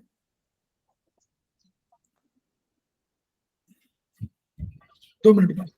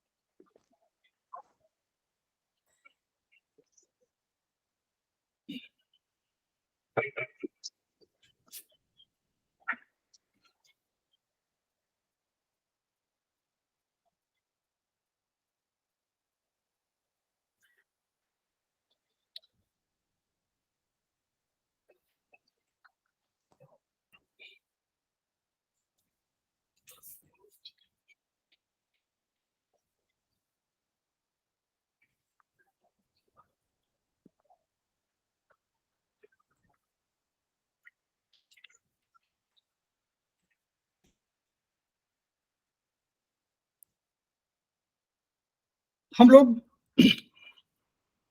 बात करें तुल्यता सिद्धांत की, आयुर्वेदिक एक्यूप्रेशर का एस्पस ने, जो एक्यूप्रेशर शोध प्रशिक्षण उपचार संस्थान है, इसने 2000 के आसपास इस विधा को ग्रहण किया और जो आयुर्वेद के सिद्धांत थे उनके आधार पर एक्यूप्रेशर की पद्धति विकसित किया। तो इसको एक्यूप्रेशर में आयुर्वेदिक एक्यूप्रेशर का नाम दिया गया। पहले टीसीएम था, उसमें तमाम सुजोग वगैरह थे। अब तुल्यता का सिद्धांत क्या हुआ कि तुल्यता का सिद्धांत जो है आयुर्वेदिक में चरक, देखिए इसमें बेस मानिएगा कि चरक संहिता है, और आयुर्वेद का जो ओरिजिन है वो अथर्ववेद है। हमेशा ये प्रश्न आता है कि ओरिजिन कहाँ है, तो अथर्ववेद, अथर्ववेद का जो पहला सूत्र है वही ये सिद्ध कर रहा है कि ये अथर्ववेद से निकला हुआ है। तो उसका पहला, बस मैं बता दूं आपको कि अथर्ववेद का पहला मंत्र है ये त्रिसप्ताह पर्यंती, ये त्रिसप्ताह पर्यंती विश्वारूपाणि विभृतः वाचस्पतिर्बलाम तेषा तन्वो अदधातु में, उसमें प्रार्थना है वर्चुअली।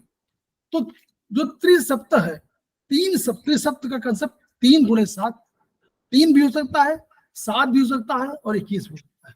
यही सूत्र था, यही पहला मंत्र है जिसने आयुर्वेद का सूत्र निकाला। और आयुर्वेद में हम लोग चरक संहिता की बात करते हैं। हमने आपको कुछ पहले भी सारे अपने स्टूडेंट्स को कोशिश किया, हम लोग साथियों को, कि हम लोग इसकी प्रक्रिया समझें कि कहाँ से शुरू हुआ था। तो ये सब शुरू हुआ हमारे, ये बात जो कहा गया कि हमारा आया सिद्धांत कहाँ से आया, ऋषि इंद्र से आया, ब्रह्मा से शुरुआत हो, ब्रह्मा से फिर इंद्र, अल्टीमेटली इंद्र के बाद फिर हमारे भारद्वाज ऋषि इसको लाए। तो ये भारद्वाज ऋषि के उसमें हुआ। तो लेकिन सिद्धांत अगर आप देखें, चरक तीसरी पीढ़ी के हैं। अगर शिष्य गुरु शिष्य परंपरा में लें तो उनकी तीसरी पीढ़ी में ये आएंगे महर्षि भारद्वाज के बाद।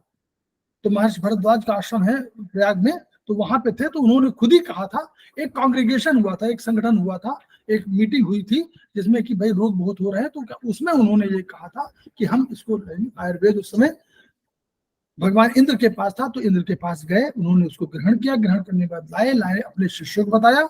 शिष्यों में तमाम थे, पुनर्वसु आत्रेय थे, इसके बाद चरक उसके तीसरी पीढ़ी के थे, चरक संहिता, सुश्रुत संहिता, ये सब लिखी गई। तो उस वाले पीरियड में उन्होंने जो सूत्र कहे, उन सूत्रों के आधार पर हम लोगों ने डेवलप किया कि यह आयुर्वेदिक। इसीलिए हम लोग जाके किताब आप पढ़ते होंगे तो आगे किताब पढ़ेंगे चरक 1, चरक 2, चरक 3, इसलिए कि क्योंकि चरक ऋषि हैं और हमारे यहाँ जो है वो चरक संहिता हमारे त्रिपाठी जी ये वाराणसी के हैं, उनकी किताब का जो टीका है उस टीका से ली गई है वो किताब। तो सबसे जो है आप लोग तो और पढ़ेंगे कि तुल्यता क्या है। तुल्यता का सिद्धांत हम लोग जो समझ रहे हैं कि 1975 के आसपास जो हमारे पारक जेबू साहब ने किया था, तो वो आप देखें सूत्र कहाँ है। उन्होंने कहा पहला सूत्र क्या है, यावंतो ही लोके मूर्तिमंतो भाव विशेषा तावंतः पुरुषे और यावंतः पुरुषे तावंतो लोके। यानी मूर्तिमंत भाव माने जो भी मूर्तिमंत भाव है जो साकार भाव है, जो मूर्तिमंत है, जितने भावों के भेद लोक में देखते हैं, यानी इस ब्रह्मांड में जितने भाव हैं वो उतने पुरुष है। यहाँ पुरुष का अर्थ क्या है, ये पुरुष का आगे आप पढ़ेंगे कि उन्होंने कहा कि पुरुष का अर्थ ये नहीं कि नारी और पुरुष, पुरुष का अर्थ ये है कि खाद्य चेतना षष्ठा, मतलब खाद्य माने आकाश वायु अग्नि जल पृथ्वी, खाद्य और चेतना षष्ठा, 5 तो ये हो गए, और चेतना षष्ठा छठवां जो चेतना है, इन सब का सम्मिलित रूप होगा। जैसे हमने कहा ना कि 5, हम वहां चाइनीज में कहा कि 5 तत्वों के आपसी संयोग का परिणाम है, तो इन्होंने कहा नहीं, ये 5 तत्व तो चाहिए, आकाश वायु अग्नि जल पृथ्वी, लेकिन इनके साथ अगर चेतना नहीं होगी तो हमारा अस्तित्व नहीं है। तो वो पुरुष माने खाद्य चेतना सृष्टा, जो मतलब जो आकाश वायु अग्नि जल पृथ्वी, क्योंकि समास में कहा उन्होंने, तो खाद्य चेतना सृष्टा छठवीं चेतना है। ये चेतना होगी तो हम पुरुष के रूप में होंगे, हम मानव के रूप में होंगे। तो जितने मूर्तिमान भावों के भेद लोगों में देखे जा सकते हैं, उतने ही आपके भाव यहाँ पर हैं। और ये बहुत उन्होंने डिफाइन, बहुत अधिक डिफाइन किया था, उसको बहुत अधिक उसमें करना नहीं चाहिए कि भाई क्यों हम करें, लेकिन ये मान के चलिए कि जो भी आपको समझ रहे हैं, आपका शरीर के ऊपर समझिए कि शरीर में जो आकाश है वो आकाश क्या है, बाद की जो स्किन है वो आकाश है, क्योंकि बाहरी वातावरण जो है, जो आवरण है वही तो है। तो आवरण हमारा शरीर का क्या है, हमारे शरीर का है त्वचा, तो त्वचा आकाश के रूप में। जो हमारे अंदर हाथों में गीलापन जो है ये जल है, प्रकृति में जल है ना। मूर्तिमान भाव पुरुष में है जितने, उतने लोक में है, जितने लोक में उतने पुरुष में है। तो जो आकाश है वो हमारी स्किन है, जो वहां जल है वो हमारी गीलापन है, जो वहां अग्नि है, वहां तो अग्नि है ब्रह्मांड में, तो जब ब्रह्मांड में अग्नि है वो हमारे यहाँ क्या है, हमारे यहाँ 13 अग्नियां हैं। कौन सी 13 अग्नियां हैं? एक तो 5 हम लोग कहते हैं, आकाश वायु अग्नि जल पृथ्वी, ये हमारी अग्नियां, इनकी सबकी अग्नियां हैं। फिर एक जठराग्नि है, जठराग्नि स्टमक की अग्नि को कहते हैं अलग से। जठराग्नि वही आपको पचाती, जिसको HCl के रूप में आप कह सकते हैं, लेकिन वो जठराग्नि है। तो जठराग्नि हो गई, तो 5 एक 6 हो गए। और 7 हमारी धातुएं हैं, रस रक्त मांस मेद अस्थि मज्जा शुक्र, ये 7 हमारी धातुएं हैं। तो ये धातुएं भी हैं, तो 7 धातुओं की ऊर्जा, गर्मी उष्मा जो अग्नियां, और 5 तत्वों की अग्नियां जो द्रव्यों की उनको कहें महाभूतों की, और एक हमारी जठराग्नि। 13 अग्नियां शरीर के अंदर है। तो ये भाव आप देखें कि जो अग्नि वहां है हमारे पास है, तो आकाश वायु अग्नि जल पृथ्वी, तो हो गया। वायु कहाँ है? वायु हमारे प्राण वायु है, बिना प्राण वायु के हम जीवित नहीं रह सकते। तो जो वहां है अब वायु है, वो हमारे अंदर प्राण वायु है। और वहां उनका पृथ्वी है, तो उनका पृथ्वी जो है वो हमारा पूर्ण मूर्तिमंत भाव है। पूरा जो हमारा शरीर है, हमारी जो आप मूर्ति बना देते, आपकी कोई मूर्ति बना दे तो वो जो मूर्ति है वही पृथ्वी है, तो पूरा जो मूर्ति है। तो इस तरह उन्होंने तमाम कहे। उन्होंने और भी आगे कहा, आगे उनकी विशेषताएं अभी पढ़ेंगे आप आगे धीरे धीरे करके। वो तमाम उन्होंने कहे कि जो अहंकार भाव है हमारा, तो आप समझ लीजिए इंद्र है वो अहंकार भाव है। अगर हमारे अंदर क्रोध आ रहा है तो वो रुद्र का भाव है। अगर हमारे पास सौंदर्य तत्व है तो वो कहीं कहीं चंद्रमा का भाव है। तो ये सब जो जितने भी मूर्तिमंत भाव हैं, इसलिए उन्होंने कहा कि जितने भी आप यावंतो ही लोग के जितने भी मूर्तिमंत भाव आप उसमें ब्रह्मांड में पाते हैं, वही कोई भी तुलना आप कर लीजिएगा कभी भी, जो भाव आपके अंदर है वो ब्रह्मांड में अवश्य है। रूप में भी, वनस्पतियों में भी, जो वनस्पतियां आपके शरीर के अंदर के कोई ना कोई तत्व, कोई ना कोई ऑर्गन, कोई ना कोई उसकी संरचना प्रकृति के साथ तालमेल खाती है। तो उस रूप में हम लोग इसको लेते हैं। ये तुल्यारता का सिस्टम था, उन्होंने कहा। और इसी को उन्होंने कह दिया, इसी को प्रोफेसर पार्क जी ने कह दिया कि जब ब्रह्मांड की तुलना हम लोग कर रहे हैं और पुरुष से कर रहे हैं, तो हम पुरुष में भी तो कोई तुलना कर सकते हैं। तो उनका जैसे हमारा शरीर है वैसे हमारे हथेली हो सकती है, तो उन्होंने हथेलियों से तुलना कर दिया। लेकिन ओरिजिनली वही है जो हमारे ब्रह्मांड में, वही मूल सूत्र यही है। और इसी सूत्र से, क्योंकि वो भी 1975 के आसपास आए थे और यहाँ रहे, भारतीय दर्शन का अध्ययन किया उन्होंने, भारतीय वांग्मय का अध्ययन किया, और वांग्मय अध्ययन संस्कृति का अध्ययन किया, साहित्य का अध्ययन किया, और उसके बाद उन्होंने एक सिद्धांत निकाल दिया जिसको उन्होंने सादृश्यता सिद्धांत कहा। हम लोग यहाँ पढ़ रहे हैं तुल्यार्थता सिद्धांत। अब क्या है, जब आयुर्वेद की परिभाषा की बात है, भाई क्यों हम कह रहे हैं आयुर्वेद को माने जी क्या कहा, तो उन्होंने पहले ये कहा कि देखिए हमको स्वस्थ रहना है, अगर हमको स्वस्थ रहने के लिए हमको क्या चाहिए, पहले अगर हम कोई पहला सूत्र पहले इसी में है आगे कि धर्मार्थ का मोक्षाणाम आरोग्यम मूलमुत्तमम, यानी धर्म अर्थ काम मोक्ष इनको पाने के लिए आरोग्य यानी निरोग होना आपके लिए बहुत आवश्यक तत्व है। तो धर्म अर्थ काम मोक्ष, क्योंकि धर्म अर्थ काम ये तीन ऐसे हैं जो क्वालिफाइंग मार्क्स है। ये है आपको, जैसे आप पढ़ते हैं ना कि अगर दौड़ में होगा तो आप 7 सेकंड में आप 10 सेकंड में कर लेंगे तभी क्वालिफाई करेंगे। 100 मीटर डैश आपको करना है, कहीं 11 सेकंड में नहीं कर पाएंगे तो आप हटा दिया जाएगा, तो वो क्वालिफाइंग मार्क्स है। यानी आपको 100 मीटर डैश की अंतिम जो प्रतिस्पर्धा है उसमें जाने के लिए आपको 11 सेकंड का समय निकालना पड़ेगा। या लंबी कूद है, आपको कहेंगे 10 मीटर 10 फीट तो कूदेंगे तभी आपको ले, तो वैसे ही धर्म अर्थ काम ये तीन क्वालिफाइंग मार्क्स है। ये क्वालिफाइंग जब करेंगे तभी मोक्ष की दिशा में आप आगे बढ़ सकेंगे, क्योंकि मोक्ष तो अंतिम अवस्था है जो आपको आवागमन से मुक्ति करती है। तो इसलिए धर्मार्थ काम मोक्षाणाम आरोग्य मूल्यतमम, लेकिन इनको पाने के लिए निरोगी रहना आवश्यक है ना। अगर रोगी है तो कैसे धर्म का आचरण करेंगे, कैसे अर्थ का आचरण करेंगे, कैसे कामनाओं माने जो भी आप काम कर रहे हैं वो कामनाएं हैं, उन कामनाओं का कैसे आप कर पाएंगे। तो इसलिए उन्होंने कहा कि पहले आपको स्वस्थ रहना आवश्यक है। चलिए, स्वस्थ रहना आवश्यक है तो हमारे पास एलोपैथ भी है। किसी विधा के लिए कोई बुराई मत मानते हुए हमारे पास एलोपैथ भी है, हमारे पास होम्योपैथ भी है, हमारे पास आयुर्वेद भी है। हम क्यों आयुर्वेद की शरण में जाएं? तो उन्होंने कहा कि भाई देखिए, रोगों का इलाज अगर कोई जाएंगे तो रोगों का इलाज कौन करता है? एलोपैथ।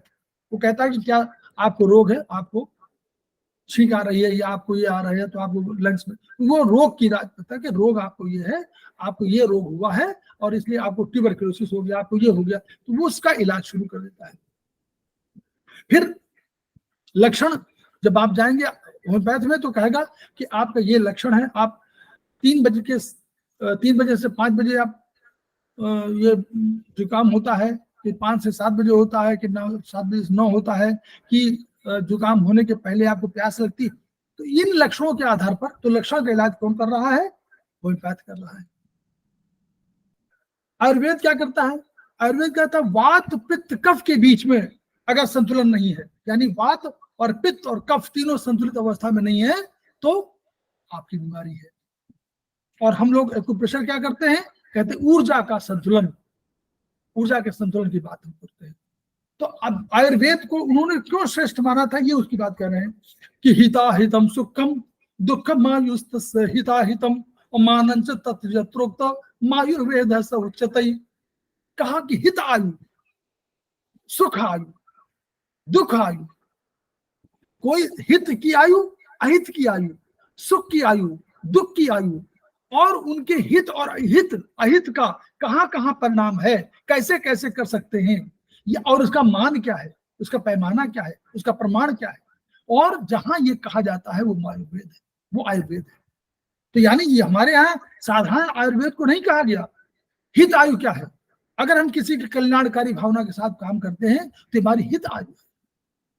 अहित आयु क्या है? अगर हम दूसरे के लिए कल्याण हमेशा सोचते रहते हैं तो अहित आयु है, और परिणाम यही भोगना है उसका। तो हित आयु क्या है? कल्याणकारी, लोक कल्याणकारी, मंगलकारी जो भावना है वो हित आयु है। अहित आयु क्या है?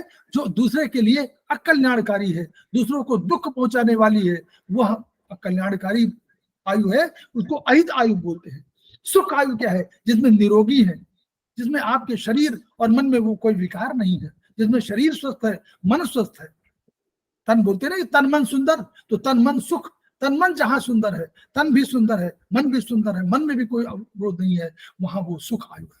दुख आयु क्या है? हम निरोगी हैं तो हम निरोगी नहीं है, हम रोगग्रस्त हैं तो हमको दुखी हो जाते हैं कि आज अरे मेरा तो कमर दर्द हो रहा है, आज तो मुझे ये कर रहा है, आज मेरा पैर दर्द कर रहा है, तो हम अपना वो ये दुख आयु के बारे में।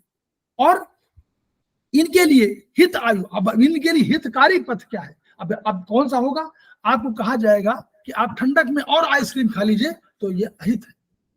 तो ये हित पथ नहीं है, अहित पथ्य है। आप भोजन के साथ कर रहे हैं और ठंडा पी रहे हैं तो इसका मतलब कि आप अहित कर रहे हैं, क्योंकि वहां तो जठराग्नि है, उसको तो अग्नि चाहिए।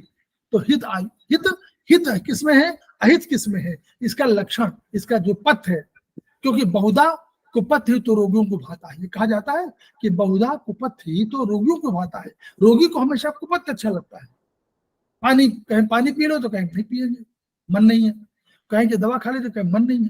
तो वो वही है। तो हिता हितम, उनका कल्याणकारी या हितकारी कौन सा पथ है, कौन सा अपथ है, जिन, और उनका मान, मान माने प्रमाण, मान माने प्रमाण, पैमाना, पैमाना माने पैमाने का शुद्ध है प्रमाण।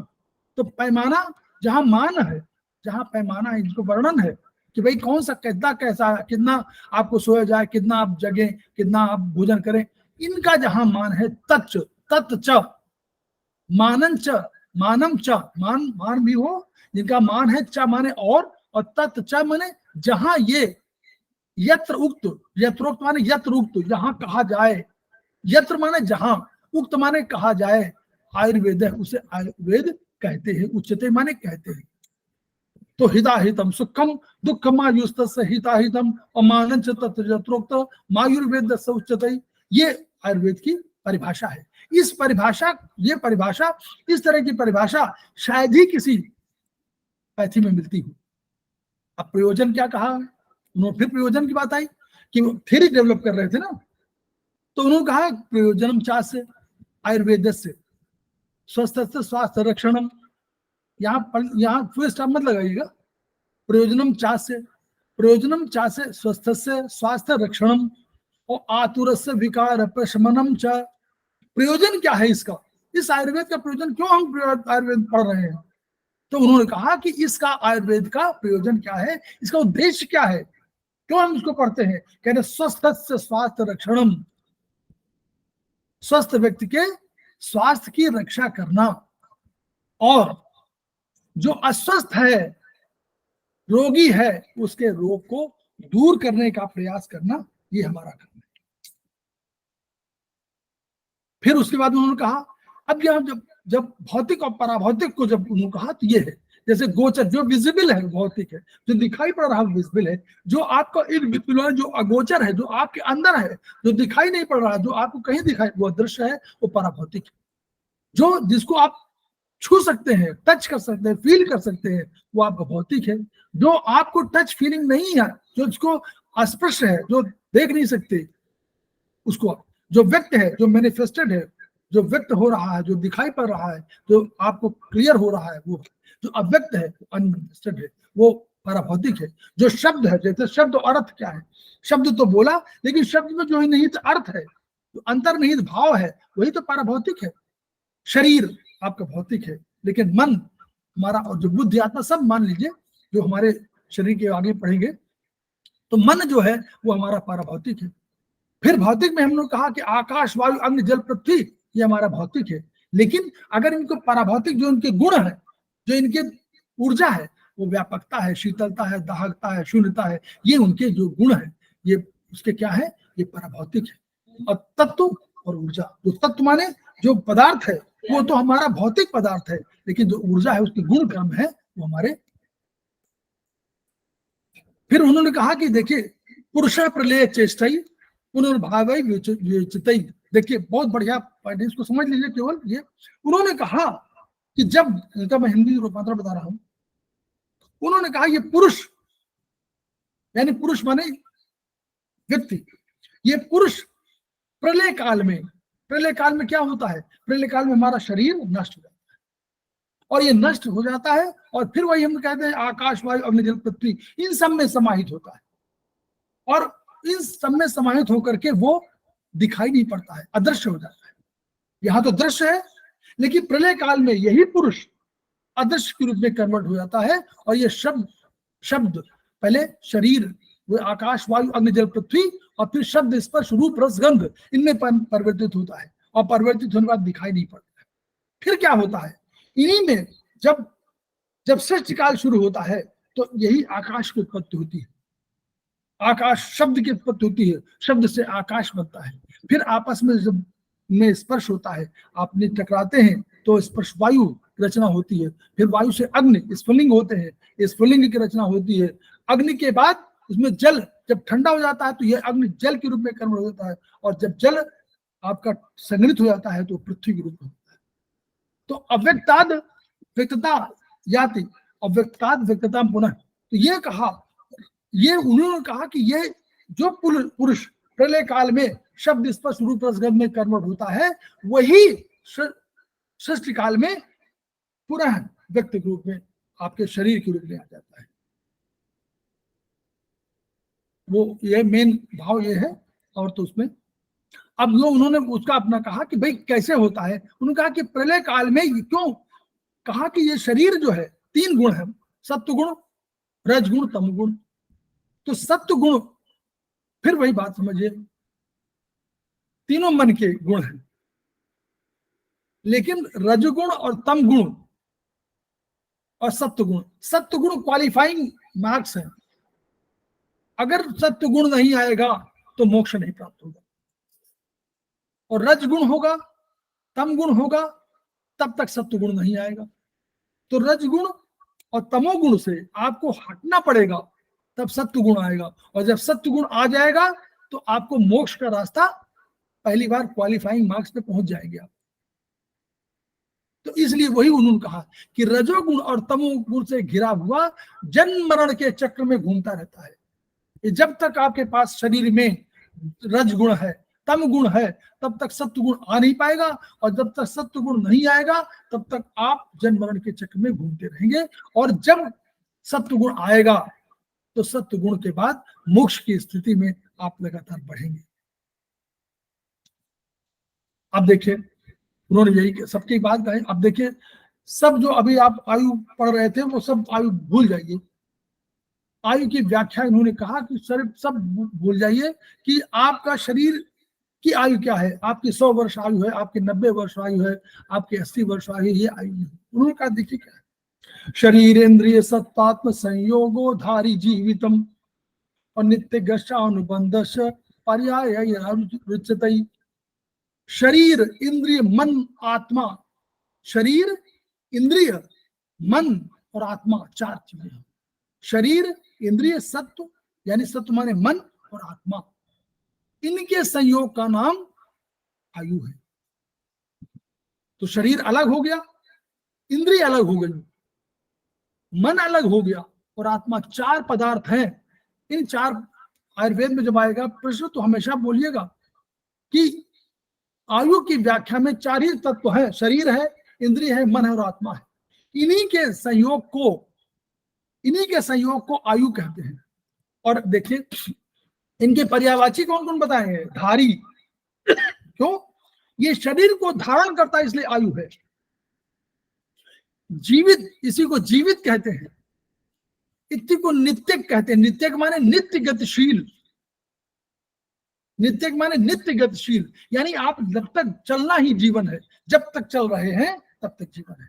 चलना माने पैर से नहीं, जब तक चलना है, जब तक आंख चल रही है, जब तक पैर चल रहे हैं, जब तक भौहें चल रही हैं, जब तक जबान चल रही है, जब तक आपके अंदर सांस चल रही है, जो भी गति है, जब तक गति नहीं है, जब तक निश्चल, जब आप निश्चल हो जाएंगे, जब आप बिल्कुल चल नहीं पाएंगे, जब आपका शरीर शांत हो जाएगा, कोई तत्व नहीं चलेगा, कोई अंग नहीं चलेंगे। तो उसी ने कहा नित्य गतिशील जो है वो आयु है। और अनुबंधश, इसको अनुबंध कहा गया। अनुबंध जो है वो दार्शनिक विचार हो गया। ये सब तो हम लोग समझने के लिए हुए, अनुबंध दार्शनिक विचार हो गया। अनुबंध क्या है? आत्मा से के साथ आयु ने, शरीर ने एक अनुबंध किया हुआ है। तो ये दार्शनिक विचार है इसलिए, लेकिन है क्योंकि में है तो आप बहुत अधिक विचार मत करिए उस पर। नित्यक तक तो आपका समझ रहे हैं, लेकिन अनुबंध का हुआ अनुबंधश, अनुबंध भी कहा गया क्योंकि दोनों के साथ, शरीर के साथ और आत्मा के साथ एक अनुबंध है। वो अनुबंध कहां से है? वही सत्वगुण, रजगुण, तमोगुण, वही जो हम लोग बात में कह रहे हैं क्वालिफाइंग मार्क्स। तो जब तक ये अनुबंध के रूप में है तब तक ये आयु है। और इसी को पर्याय माने यही पर्यायवाची आयु उच्चते। इन्हीं पर्यायवाचियों यही पर्याय है आयु के, औचित्य माने कहा जाता है, इन्हीं को आयु का पर्यायवाची कहा जाता है। ठीक है, तो यहां तक ये आ गया। ये इसको इसलिए समझा रहा हूं क्योंकि इस सेकंड सेमेस्टर में यही सब है, सेकंड सेमेस्टर में यही सब है, तो इनको आप समझ जाएंगे तो आनंद की स्थिति में रहेंगे। इसको आनंद की तरह लीजिए। आयुर्वेद, चाइनीज तो पढ़ने का विषय है, आयुर्वेद मन का विषय है, वही बता रहा हूं। आयुर्वेद के 10 द्रव्य हैं, खादिन्यात्मा मनः कालो दिशस्य द्रव्य संग्रह और सेंद्रियम चेतनम द्रव्यम निरिंद्रियम अचेतनम। कहा कि खादिन्यात्मा समास में लिखते थे, तो उन्होंने क्या कहा, जैसे हमने अभी बताया था कि जब एक प्रसंग आया था ना कि जब प्रोफेसर पार्क जीवू ने पूछा जेपी अग्रवाल सर ने कि बहुत अधिक इन्फेक्शन हो रहा है तो क्या किया जाए, तो उन्होंने कहा कि टोन डार्कनेस सिडेट लाइटनेस। ऋषि परंपरा में थे प्रोफेसर पार्क जीवू, तो ऋषि परंपरा में आप मान लीजिए, तो उन्होंने क्या कहा कि सिडेट, पहले कहा टोन डार्कनेस सिडेट लाइटनेस। इसका अर्थ क्या था कि अगर शरीर के अंदर जो डार्कनेस है उसको आप बढ़ा दोगे, तम बढ़ा दोगे, अंधकार बढ़ा दोगे, तो कोई इंफेक्शन पनप नहीं पाएगा। और जो उसका प्रकाश है, जो लाइटनेस है, जो ऊर्जा है, प्रकाश से तो ऊर्जा मिलती है, वो प्रकाश की ऊर्जा घटा दोगे तो मर जाएगा इन्फेक्शन। शरीर तो उसका आदि है, शरीर के और अंग आदि है, शरीर से और सेल आदि है, लेकिन जो बाहर का एलिमेंट आया हुआ इन्फेक्शन वो आदि नहीं है। तो उसको क्या करेंगे, सिडेट लाइटनेस, टोन डार्कनेस। तो वो उन्होंने सूत्र वाक्य में कहा था।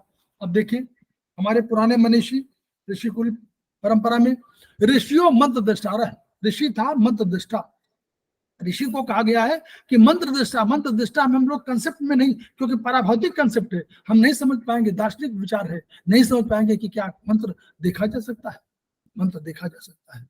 ऋषियों मंत्र दृष्टा, ऋषि मंत्र दृष्टा होता था, वो मंत्रों का आवाहन करता था, मंत्रों के आवाहन से शक्ति प्राप्त करता था और उन मंत्रों की शक्तियों से अपने को पराभौतिक रूप में कन्वर्ट करता था। और यही नहीं, एक transformation from one state to another ये करता था। तो वही उन्होंने कहा, समास में लिखने की आदत थी। तो क्या, खादिन्यात्मा मन है कालो, खा माने आकाश, आदि माने आकाश आदि। तो कहा क्या है, आकाश आदि क्या है, तो कहा कि समास में कह दिया, तो कहा अपने शिष्य हमारे उनको तुरंत ग्रहण कर लिए। कहा आकाश वायु अग्नि जल पृथ्वी ये हमारे महाभूत है। तो खादीन या, अब फिर कहा खादीन या ना के बाद या जब आ जाएगा आत्मा, तो या बन जाएगा। तो खादीन या आत्मा, खादी प्लस आत्मा, तो मन काल दिशा को दिशस् हो गया। कालो माने काला, मन काला, दिशा च द्रव्य संग्रह, और सेंद्रियम माने सा प्लस इंद्रियम, तो सा में इंद्रिय आ जाएगी, तो सा के बाद ई आएगी तो ए बन जाता है, तो सेंद्रिय हो जाता है। चेतनम द्रव्यम निरिंद्रियम, निह इंद्रियम यानी इंद्रिय रहित, अचेतनम, जो अचेतन है वो इंद्रिय रहित है। तो उनका खादिन आत्मा मन है कालो, मतलब आकाश वायु अग्नि जल पृथ्वी, और मन आत्मा, मन काल दिशा ये द्रव्य संग्रह है। 9, 5 4 9 हो गए। और कहा कि सेंद्रियम चेतनम, अगर इंद्रिय रहित, इंद्रिय सहित है तो वो चेतन है, और अगर इंद्रिय नहीं है तो अचेतन है। क्यों कहा ऐसा, क्योंकि चेतना क्या है, अगर इंद्रियां हमारी इंद्रियां हैं, तो हम लोग आयुर्वेद में कभी आंख नहीं कहते, हम लोग को आंख चक्षु इंद्रिय कहना पड़ेगा, क्योंकि आंख तो एक भौतिक पदार्थ है, इंद्रिय उसका पराभौतिक पदार्थ है, पराभौतिक तत्व है। तो जब तक पराभौतिक तत्व नहीं मिलेगा, जब तक इंद्रियां नहीं होंगी, तो आंख तो बहुत से लोग होती दिखाई नहीं पड़ता, आंख होती है, क्योंकि इंद्रिय क्या है, अगर आप आधुनिक विज्ञान की भाषा में कहो तो जो ऑप्टिक नर्व है वही तो इंद्रिया है, वही तो मन को बताती है, वही तो ब्रेन को बताती है कि ये दिखाई पड़ रहा है मुझे। तो उन्होंने कहा कि सेंद्रियम, अगर इंद्रिय है तो चेतन है, उस द्रव्य को हम चेतन कहेंगे। लेकिन अगर इंद्रियां नहीं है तो उन्हीं को हम लोग अचेतन कह देंगे। इस तरह इन्होंने डिफाइन किया।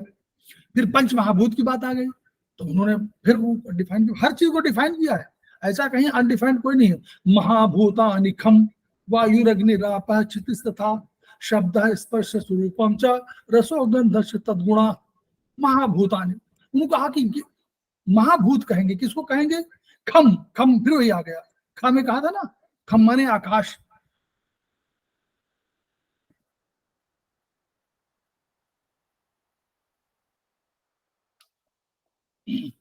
खम खा इसलिए कहा गया कि व्योम, गगन, आकाश, नभ, अंबर, शून्य, अनंत, अंतरिक्ष, पुष्कर, वियत, ख, दिव, अभ्र, कहंत, इतने पर्यायवाची आकाश और भी है, लेकिन व्योम, गगन, आकाश, नभ, अंबर, शून्य, अनंत, अंतरिक्ष, पुष्कर, वियत, ख, दिव, अभ्र, कहंत। तो ख भी कहा गया। तो महाभूतानि खम, आकाश जो है, तो कहा कि कौन कौन है महाभूत, कौन है? उनका खम आकाश, वायु हो, वायु हो प्लस अग्नि है। तो वायु, वायु के बाद जब वो लगा देंगे दो बिंदियां, वायु कह देंगे, फिर अग्नि में तो रा हो जाएगा। तो वायु, अग्नि, आपह, आपह माने जल, तो वायु, अग्नि, जल, क्षिति, क्षिति माने पृथ्वी, तथा, ये महाभूत है। 5 महाभूत कहा, आकाश, वायु, अग्नि, जल, पृथ्वी। हम वायु, अग्नि, आपः, क्षिति तथा शब्द है। फिर उनका उन्हीं के क्रम में कहा गया शब्द, शब्द, स्पर्श च, स्पर्श च, रूपम च, रस च, गंध, तद्गुण। कहा कि इन्हीं के तद्गुण क्या है? शब्द है, स्पर्श है, रूप है, रस, गंध। लेकिन वही क्रम है, जैसे आकाश का शब्द हो जाएगा, वायु का स्पर्श हो जाएगा, अग्नि का रूप हो जाएगा, जल का आपका रस हो जाएगा, और पृथ्वी का गंध हो जाएगा। तो ये उसी में गुण है, और इन्हीं गुणों को तन्मात्रा कही गई है। आगे चल के तन्मात्रा कही जाएगी, आप सेकेंड सेमेस्टर में पढ़ गए। एक और चीज है, थोड़ा सा वो हो जाएगा, विलंब हो जाएगा, लेकिन फिर भी ये एक ही बात है, वो आगे फिर पढ़ाना कम पड़ेगा। तेषा में गुण है पूर्व और गुण वृद्धि परे परे। तेषा में गुण है पूर्व और गुण वृद्धि परे परे, और पूर्व गुणश्चैव क्रमशो गुणेषु स्मृतः। तेषाम एक गुण है पूर्व, यानी जो कहा गया एक में से एक गुण वाला तो पहले आकाश तत्व तो है, लेकिन जो शेष है वो गुण वृद्धि होती जाती है, एक एक बढ़ता जाता है। तो आकाश तत्व तो सबसे पहले प्रकट हुआ था शब्द से, तो उसका शब्द है आकाश तत्व का एक गुण आकाश है, जिसका गुण क्या है? शब्द। फिर इसके बाद जो अगला आएगा उसमें भी आकाश का गुण होगा, यानी वायु में आकाश का भी गुण होगा, वायु का अपना गुण होगा ही स्पर्श, लेकिन शब्द भी समाहित होगा। फिर जब अग्नि की बात करेंगे तो अग्नि में आकाश का भी होगा और वायु का भी होगा, अपना गुण अग्नि का रूप होगा, लेकिन शब्द भी होगा, स्पर्श भी होगा। फिर जब जल की बात करेंगे तो रस उसका गुण है, लेकिन रस के साथ शब्द भी होगा, स्पर्श भी होगा, रूप भी होगा। और पृथ्वी में पांचों हो जाएंगे, पृथ्वी में क्या होगा? शब्द भी होगा, स्पर्श भी होगा, रूप भी होगा, रस भी होगा, और गंध उसका अपना गुण है। तो ये माना गया। फिर आयुर्वेद, अब वहां हम लोगों ने कहा था कि 4, यहाँ 3 सूत्र भी है, यहाँ तीसरा नंबर भी है, 3 अंक भी बहुत महत्वपूर्ण हो गया है। 3 अंक हो गया, 6 अंक हो गया, 5 अंक हो गया, 9 अंक हो गया, ये सब अंक है यहाँ पर इंपॉर्टेंट अंक है। देखिए, हेतु लिंग औषध ज्ञानम और स्वस्था तुरपरायणम। देखिए फिर वहीं आ गया, पहले हमने कहा था ना, स्वस्थ स्वास्थ्य रक्षणम आतुरस्य विकार प्रश्नम च, तो उन्होंने कहा हेतु लिंग औषध ज्ञानम और स्वस्था तुरपरायणम त्रिसूत्रम शाश्वतम पुण्यम उपधेयम पितामह। कहा कि हेतु सूत्र, 3 सूत्र है, 3 तिपाही है। कौन तिपाही है? एक तो हेतु है, हेतु सूत्र है, एक लिंग सूत्र है, एक औषध सूत्र है। तो औषध क्या? 3 सूत्र हुए, तीनों तिपाहियां हैं, को याद रखिएगा। 3 सूत्र हमारे होते हैं, त्रिसूत्रम शाश्वतम। अब क्या फिर कहा कि हेतु सूत्र है, लिंग माने जो हम लोगों का लक्षण है, हेतु माने कारण, कारण क्या है, लिंग माने जो हमारा लक्षण है वो क्या है, और औषध माने औषध का ज्ञान। तो ये तीन सूत्र, तो हमेशा ये ध्यान रखिएगा, आगे हम लोग पढ़ेंगे चिकित्सा में, लिंग सूत्र लेकर के कोई रोगी आएगा, वो कहेगा कि हमारे सर में दर्द है, ये लक्षण है। हमको क्या पता करना है, दो हमको क्या करना है, हेतु सूत्र और औषध ज्ञान सूत्र। हमको पता करना है कि हेतु सूत्र कारण क्या है इसका, ये सर दर्द किन कारणों से हुआ, लीवर की वजह से हुआ है, हार्ट की वजह से हुआ है, कि गॉल ब्लैडर की वजह से हुआ है, कौन कारण है, तो वो गाल हमको देखना पड़ेगा। तो हेतु सूत्र, लिंग सूत्र और औषध ज्ञान सूत्र, तीन सूत्र हैं। और क्या, फिर वही कंसेप्ट, स्वस्थातुर परिणाम, स्वस्थ और आतुर, ऐसी कोई चिकित्सा शायद ही मिले कभी जो कहती है कि स्वस्थ को भी हम ठीक करना चाहते हैं, और आतुर जो रोगी है, स्वस्थ आतुर परिणाम, तो आतुर और स्वस्थ दोनों व्यक्तियों के हित की कामना कर रहे हैं, दूसरों को दोनों को दोषों को दूर करना चाहते हैं, दोनों की हितकारी है। और त्रिसूत्रम, तीन सूत्र है। और फिर और कह दिया जो शाश्वत कह दिया। अब शाश्वत का अर्थ क्या हुआ, शाश्वत का अर्थ हुआ पहले भी था, कल भी था, आज भी है और कल भी रहेगा। ये शाश्वत है, कोई नष्ट नहीं हो सकता, ये शाश्वत है, मतलब पहले भी था, आज भी है और आगे भी रहेगा। और पुण्यम है, पुण्यकारी है। पुण्यकारी क्यों, क्योंकि हम तो स्वस्थ और आतुर दोनों की बात कर रहे हैं, पुण्यकारी है। और पुण्यकारी एक और कारण से भी है, देखिए आगे पढ़िएगा, बुबुधे यम पितामह, पितामह ब्रह्मा है, हमारे पितामह कौन है, ब्रह्मा, उन्होंने इसको साक्षात जाना था, ऋषियों मंत्र दृष्टा रहे, फिर वही आ गया, उन्होंने देखा नहीं था, उन्होंने जाना था, साक्षात जाना था। तो बुबुधे यम पितामह, साक्षात जाना था, इसलिए हमारे कुल परंपरा है, हमारे पितामह की परंपरा है, हमारे कुल की परंपरा है, हमारे वंश की परंपरा है, हम इस पितामह की बातों को मानेंगे, हमारे लिए पुण्यकारी है, क्योंकि वो स्वस्थ स्वातंत्रम है और स्वस्थता तो परिणाम है। तो ये हम लोग का आयुर्वेद ज्ञान है, उन्हीं को उन्होंने परिभाषित किया कि हे सूत्र, लिंग सूत्र, औषध सूत्र है। अब इन हुए सूत्रों में इन्होंने तमाम बताया कि देखिए इन सब कारण ये हो सकते हैं, काल और कर्म और असात्म इंद्रियात संयोग, ये बहुत इंपॉर्टेंट है, आगे चल के आप पढ़ोगे सेकंड सेमेस्टर में या थर्ड में पढ़ोगे, बहुत इंपॉर्टेंट है। इनको धीरे धीरे इसको ये मनन करिए कि क्या कोई काल, काल माने समय, किसी काल में अतयोग माने बहुत अधिक योग, अयोग माने बिल्कुल कोई तालमेल नहीं, मिथ्या योग माने गलत। किताब है, पढ़ रहे हैं, किताब सामने खुली हुई है, मैं काल की बात कर रहा हूं, मैं इसी समय की बात कर रहा हूं, इसमें मिथ्या योग है, नहीं आपको समझ में आ रहा है, मिथ्या योग है, पढ़ेंगे नहीं अयोग हो गया, अतयोग में पढ़ते जाएंगे तो भी, तो वो सब है, उनका परिणाम क्या होगा, जरा होगा, जल्दी आप बीमार हो, बूढ़े हो जाएंगे, जल्दी आपको क्षुधा तृषा, ये पानी प्यास लगेगी, कभी प्यास लगेगी, कभी भूख लगेगी, और अंत में उसका परिणाम क्या है,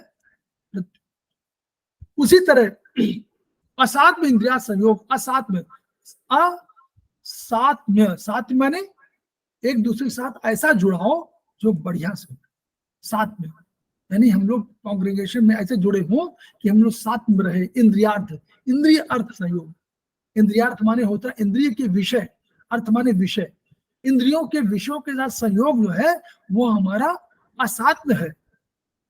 ये जो एग्जाम्पल ये इसमें है कि असात्म है, हम अतियोग कर रहे हैं, अयोग कर रहे हैं, मिथ्या कर रहे हैं, जिस काम को लगे हैं उसको करते जा रहे हैं, ये अतियोग है। हम जिस चीज को, कोई हम अच्छा दृश्य है, फूल है, आप उसको देख रहे हो ठीक है, लेकिन क्या किसी डेड बॉडी को लगातार देख सकते हैं? अगर आप देखेंगे कि कोई ना कोई उसका लक्षण आएगा निगेटिव, तो वो अतियोग है। जितना देखना है उतना करिए, अयोग माने देखेंगे ही नहीं, ये भी अब ये कुल परंपरा, वंश परंपरा में या सामाजिक रूप में खराब हो सकता है। मिथ्या योग में जिस चीज को जितना करना है वो न करके आप उसका समय का जाया कर रहे हैं। ये मिथ्या योग मतलब झूठ, जिसको बोलते हैं कि झूठ आप बोल रहे हैं, या झूठा हुआ, कहते हैं ना कि झूठे पढ़ रहे हो क्या, यानी पढ़ नहीं रहे, झूठे पढ़ना यानी मिथ्या योग करना, ये मिथ्या योग है। कर्म उसी तरह कर्म है, अति योग करेंगे, अयोग करेंगे, मिथ्या योग करेंगे। कर गांव में चले गए वृक्ष काटने के लिए, मान लो जो पेड़ ही काटते जा रहे हैं, एक काट दिया, दो काट दिया, तीन काट दिया, चार काट दिया, बीमार हो जाएंगे, आज नहीं कल हो जाएंगे, सवेरे हो जाएंगे, बुखार आ जाएगा। अयोग, जाएंगे नहीं, घर का काम ही नहीं करेंगे तो भी अयोग। मिथ्या योग है, करने जाएंगे कि वहां जा रहे हैं पढ़ने के लिए और चले गए फिल्म देखने के लिए, तो ये मिथ्या योग है। तो उससे इन कर्मों के वजह से क्या होता है, रिजल्ट क्या होता है, प्रज्ञापराध, इसको प्रज्ञापराध बोलते हैं। ये इसलिए कि ये इस पर, इसका मन पर असर होता है। आपको क्या लगता है, आपको लगता है हमने गलत किया, क्योंकि मन तो बता देता है। तो क्या तीन चीज होती है, धी भ्रंश, धति भ्रंश, स्मृति भ्रंश। स्मृति माने समझ रहे हैं, स्मृति माने आपका याददाश्त, मेमोरी गैप हो जाती है। धृति माने धृति क्षमा दमो संयम, धृति माने धैर्य, धैर्य लेना, और धी माने बुद्धि, तो बुद्धि कम होती है, धैर्य कम होता है। किसी काम को करने के लिए बुद्धि भी चाहिए, धैर्य भी चाहिए, स्मृति भी चाहिए। अगर तीनों नहीं है तो आपका कल्याणकारी मार्ग नहीं है। इसलिए ये उसके वो है। अब आप लिंग सूत्र में उन्होंने कहा, लिंग सूत्र में भी है, आप पढ़ लीजिएगा। थोड़ा सा अंतर ये है कि पूर्व रूप और रूप, उपशय अनुपशय और संप्राप्ति। पूर्व रूप में अभी दिखाई नहीं पड़ रहा है, लिंग माने, लिंग सूत्र माने आपके लक्षण नहीं, तो लिंग कहते हैं, ये भी मॉडर्न साइंस भी कहती है कि केमिकल कंपोजिशन जो शरीर का बदलता रहता है वो आपको टेस्ट में बहुत बाद में आता है, तो वो पूर्व रूप हो गया। यानी अभी लक्षण हमको दिखाई नहीं पड़ रहे हैं, लेकिन है तो शरीर के अंदर परेशानियां आ चुकी है। रूप माने दिखाई देने लगा, वो प्रस्फुटित हो गया, वो लक्षण दिखाई देने लगा।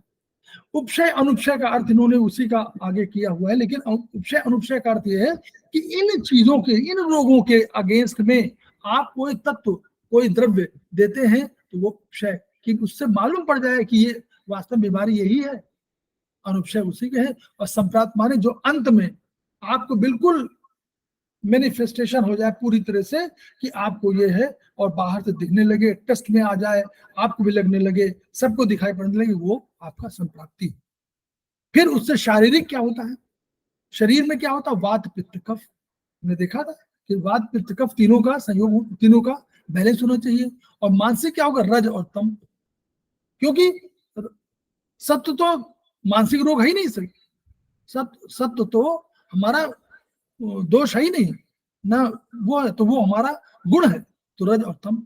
और फिर औषध सूत्र में क्या है, दोष शामक, धातु प्रकोपक और स्वस्थ हितकारक। तो दोष, जो दोष को नष्ट कर दे, मान लीजिए कोई मान लीजिए वात बढ़ा हुआ तो उस दोष को नष्ट कर दे तो वो है। फिर धातु प्रकोपक, कोई धातु कोई ऐसे है तो दो धातुएं बढ़ी हुई है उनको चेंज कर दे, उनको ठीक कर दे, तो धातु प्रकोपक है। और स्वस्थ हितकारक माने फिर आप ऐसा द्रव्य हो जो आपको स्वस्थ को, आपको स्वस्थ हित में आपके लिए अच्छा करे, वो स्वस्थ हितकारक है। तो आयुर्वेद के 6 घटक ये है। तो ये जो 6 घटक आगे पढ़ाएंगे। द्रव्य की परिभाषा, अब देखिए ये द्रव्य की परिभाषा अब शुरू हो गया, 6 घटकों की बात कर रहे हैं। 6 तो 6 अंक महत्वपूर्ण हो गया। तो 6 अंक में क्या हुआ, तो पहला आपका है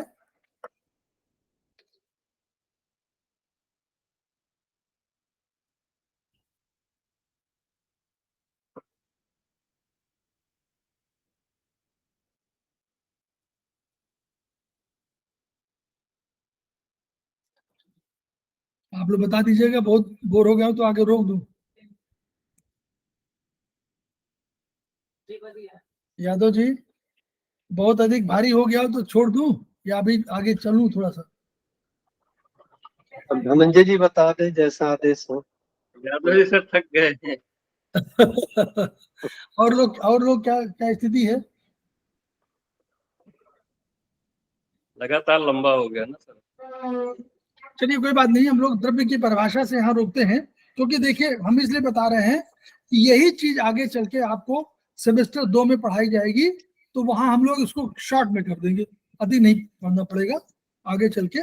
और यही चीज हम इसलिए पढ़ा रहे हैं कि हमारे जो सेमेस्टर 2 के लोग हैं, जो दो हमारे साथी हैं, उनको इन चीजों का एक बार वो होगा। और ये जब आपको इसकी हम लोग वो भी भिजवा देंगे रिकॉर्डिंग, तो आप उसको पढ़ेंगे तो थोड़ा सा आपको आनंद आएगा, क्योंकि ये मैंने फिर कहा ये मन का विषय है। इसको मन से जितना द्रव्य की परिभाषा को या किसी को जितना मन से सोचेंगे उतना आपको अधिक आनंद आएगा, उतना आपको अधिक लाभ मिलेगा। तो हम समाप्त करते हैं। जी सर।